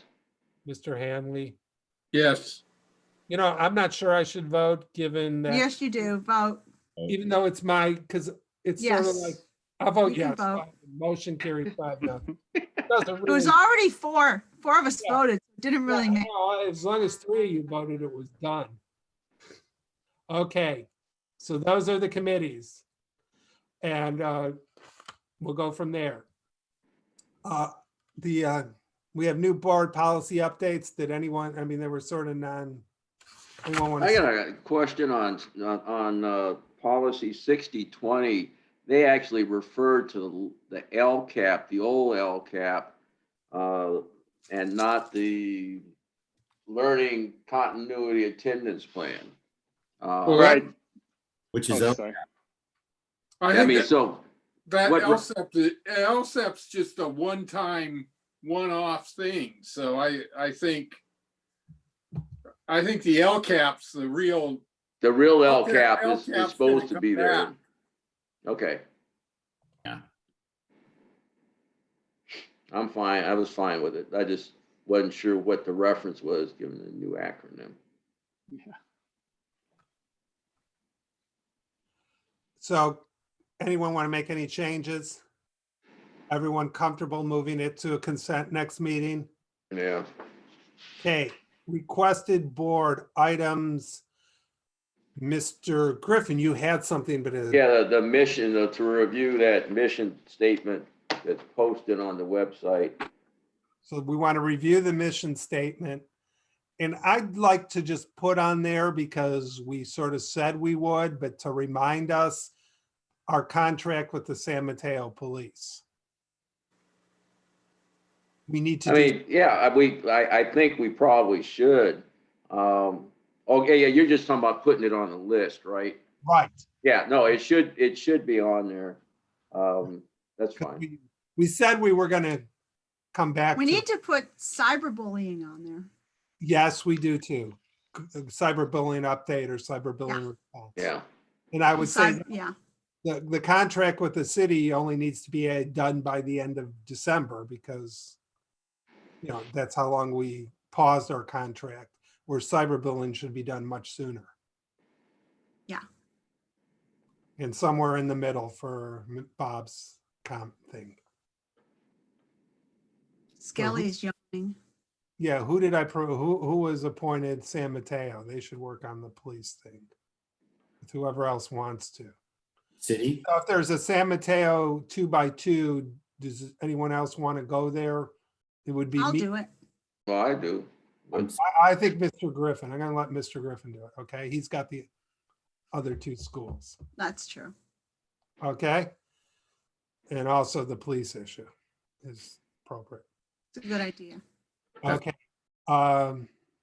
So that's a 2x2 you would set up with San Mateo, Kevin with the police chief or whoever. You need to unmute yourself. I can't hear a word you're saying.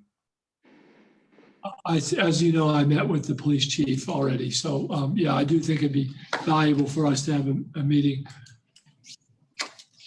So it'd be Mr. Land and Mr. Griffin there. Yeah.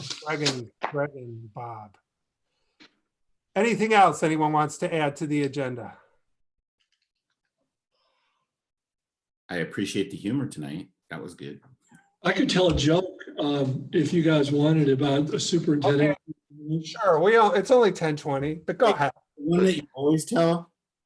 Bob's heard Well, the joke. now remember, this is being Count. recorded on YouTube, just in case, And can you count to 3?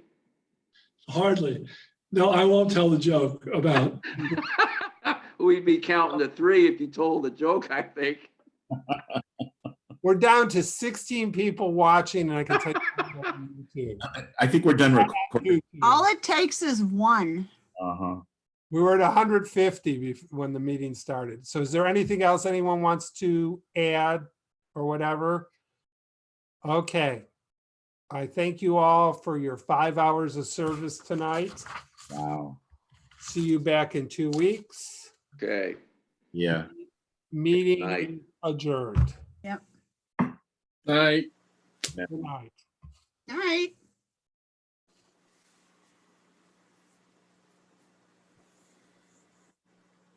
Night, Laura.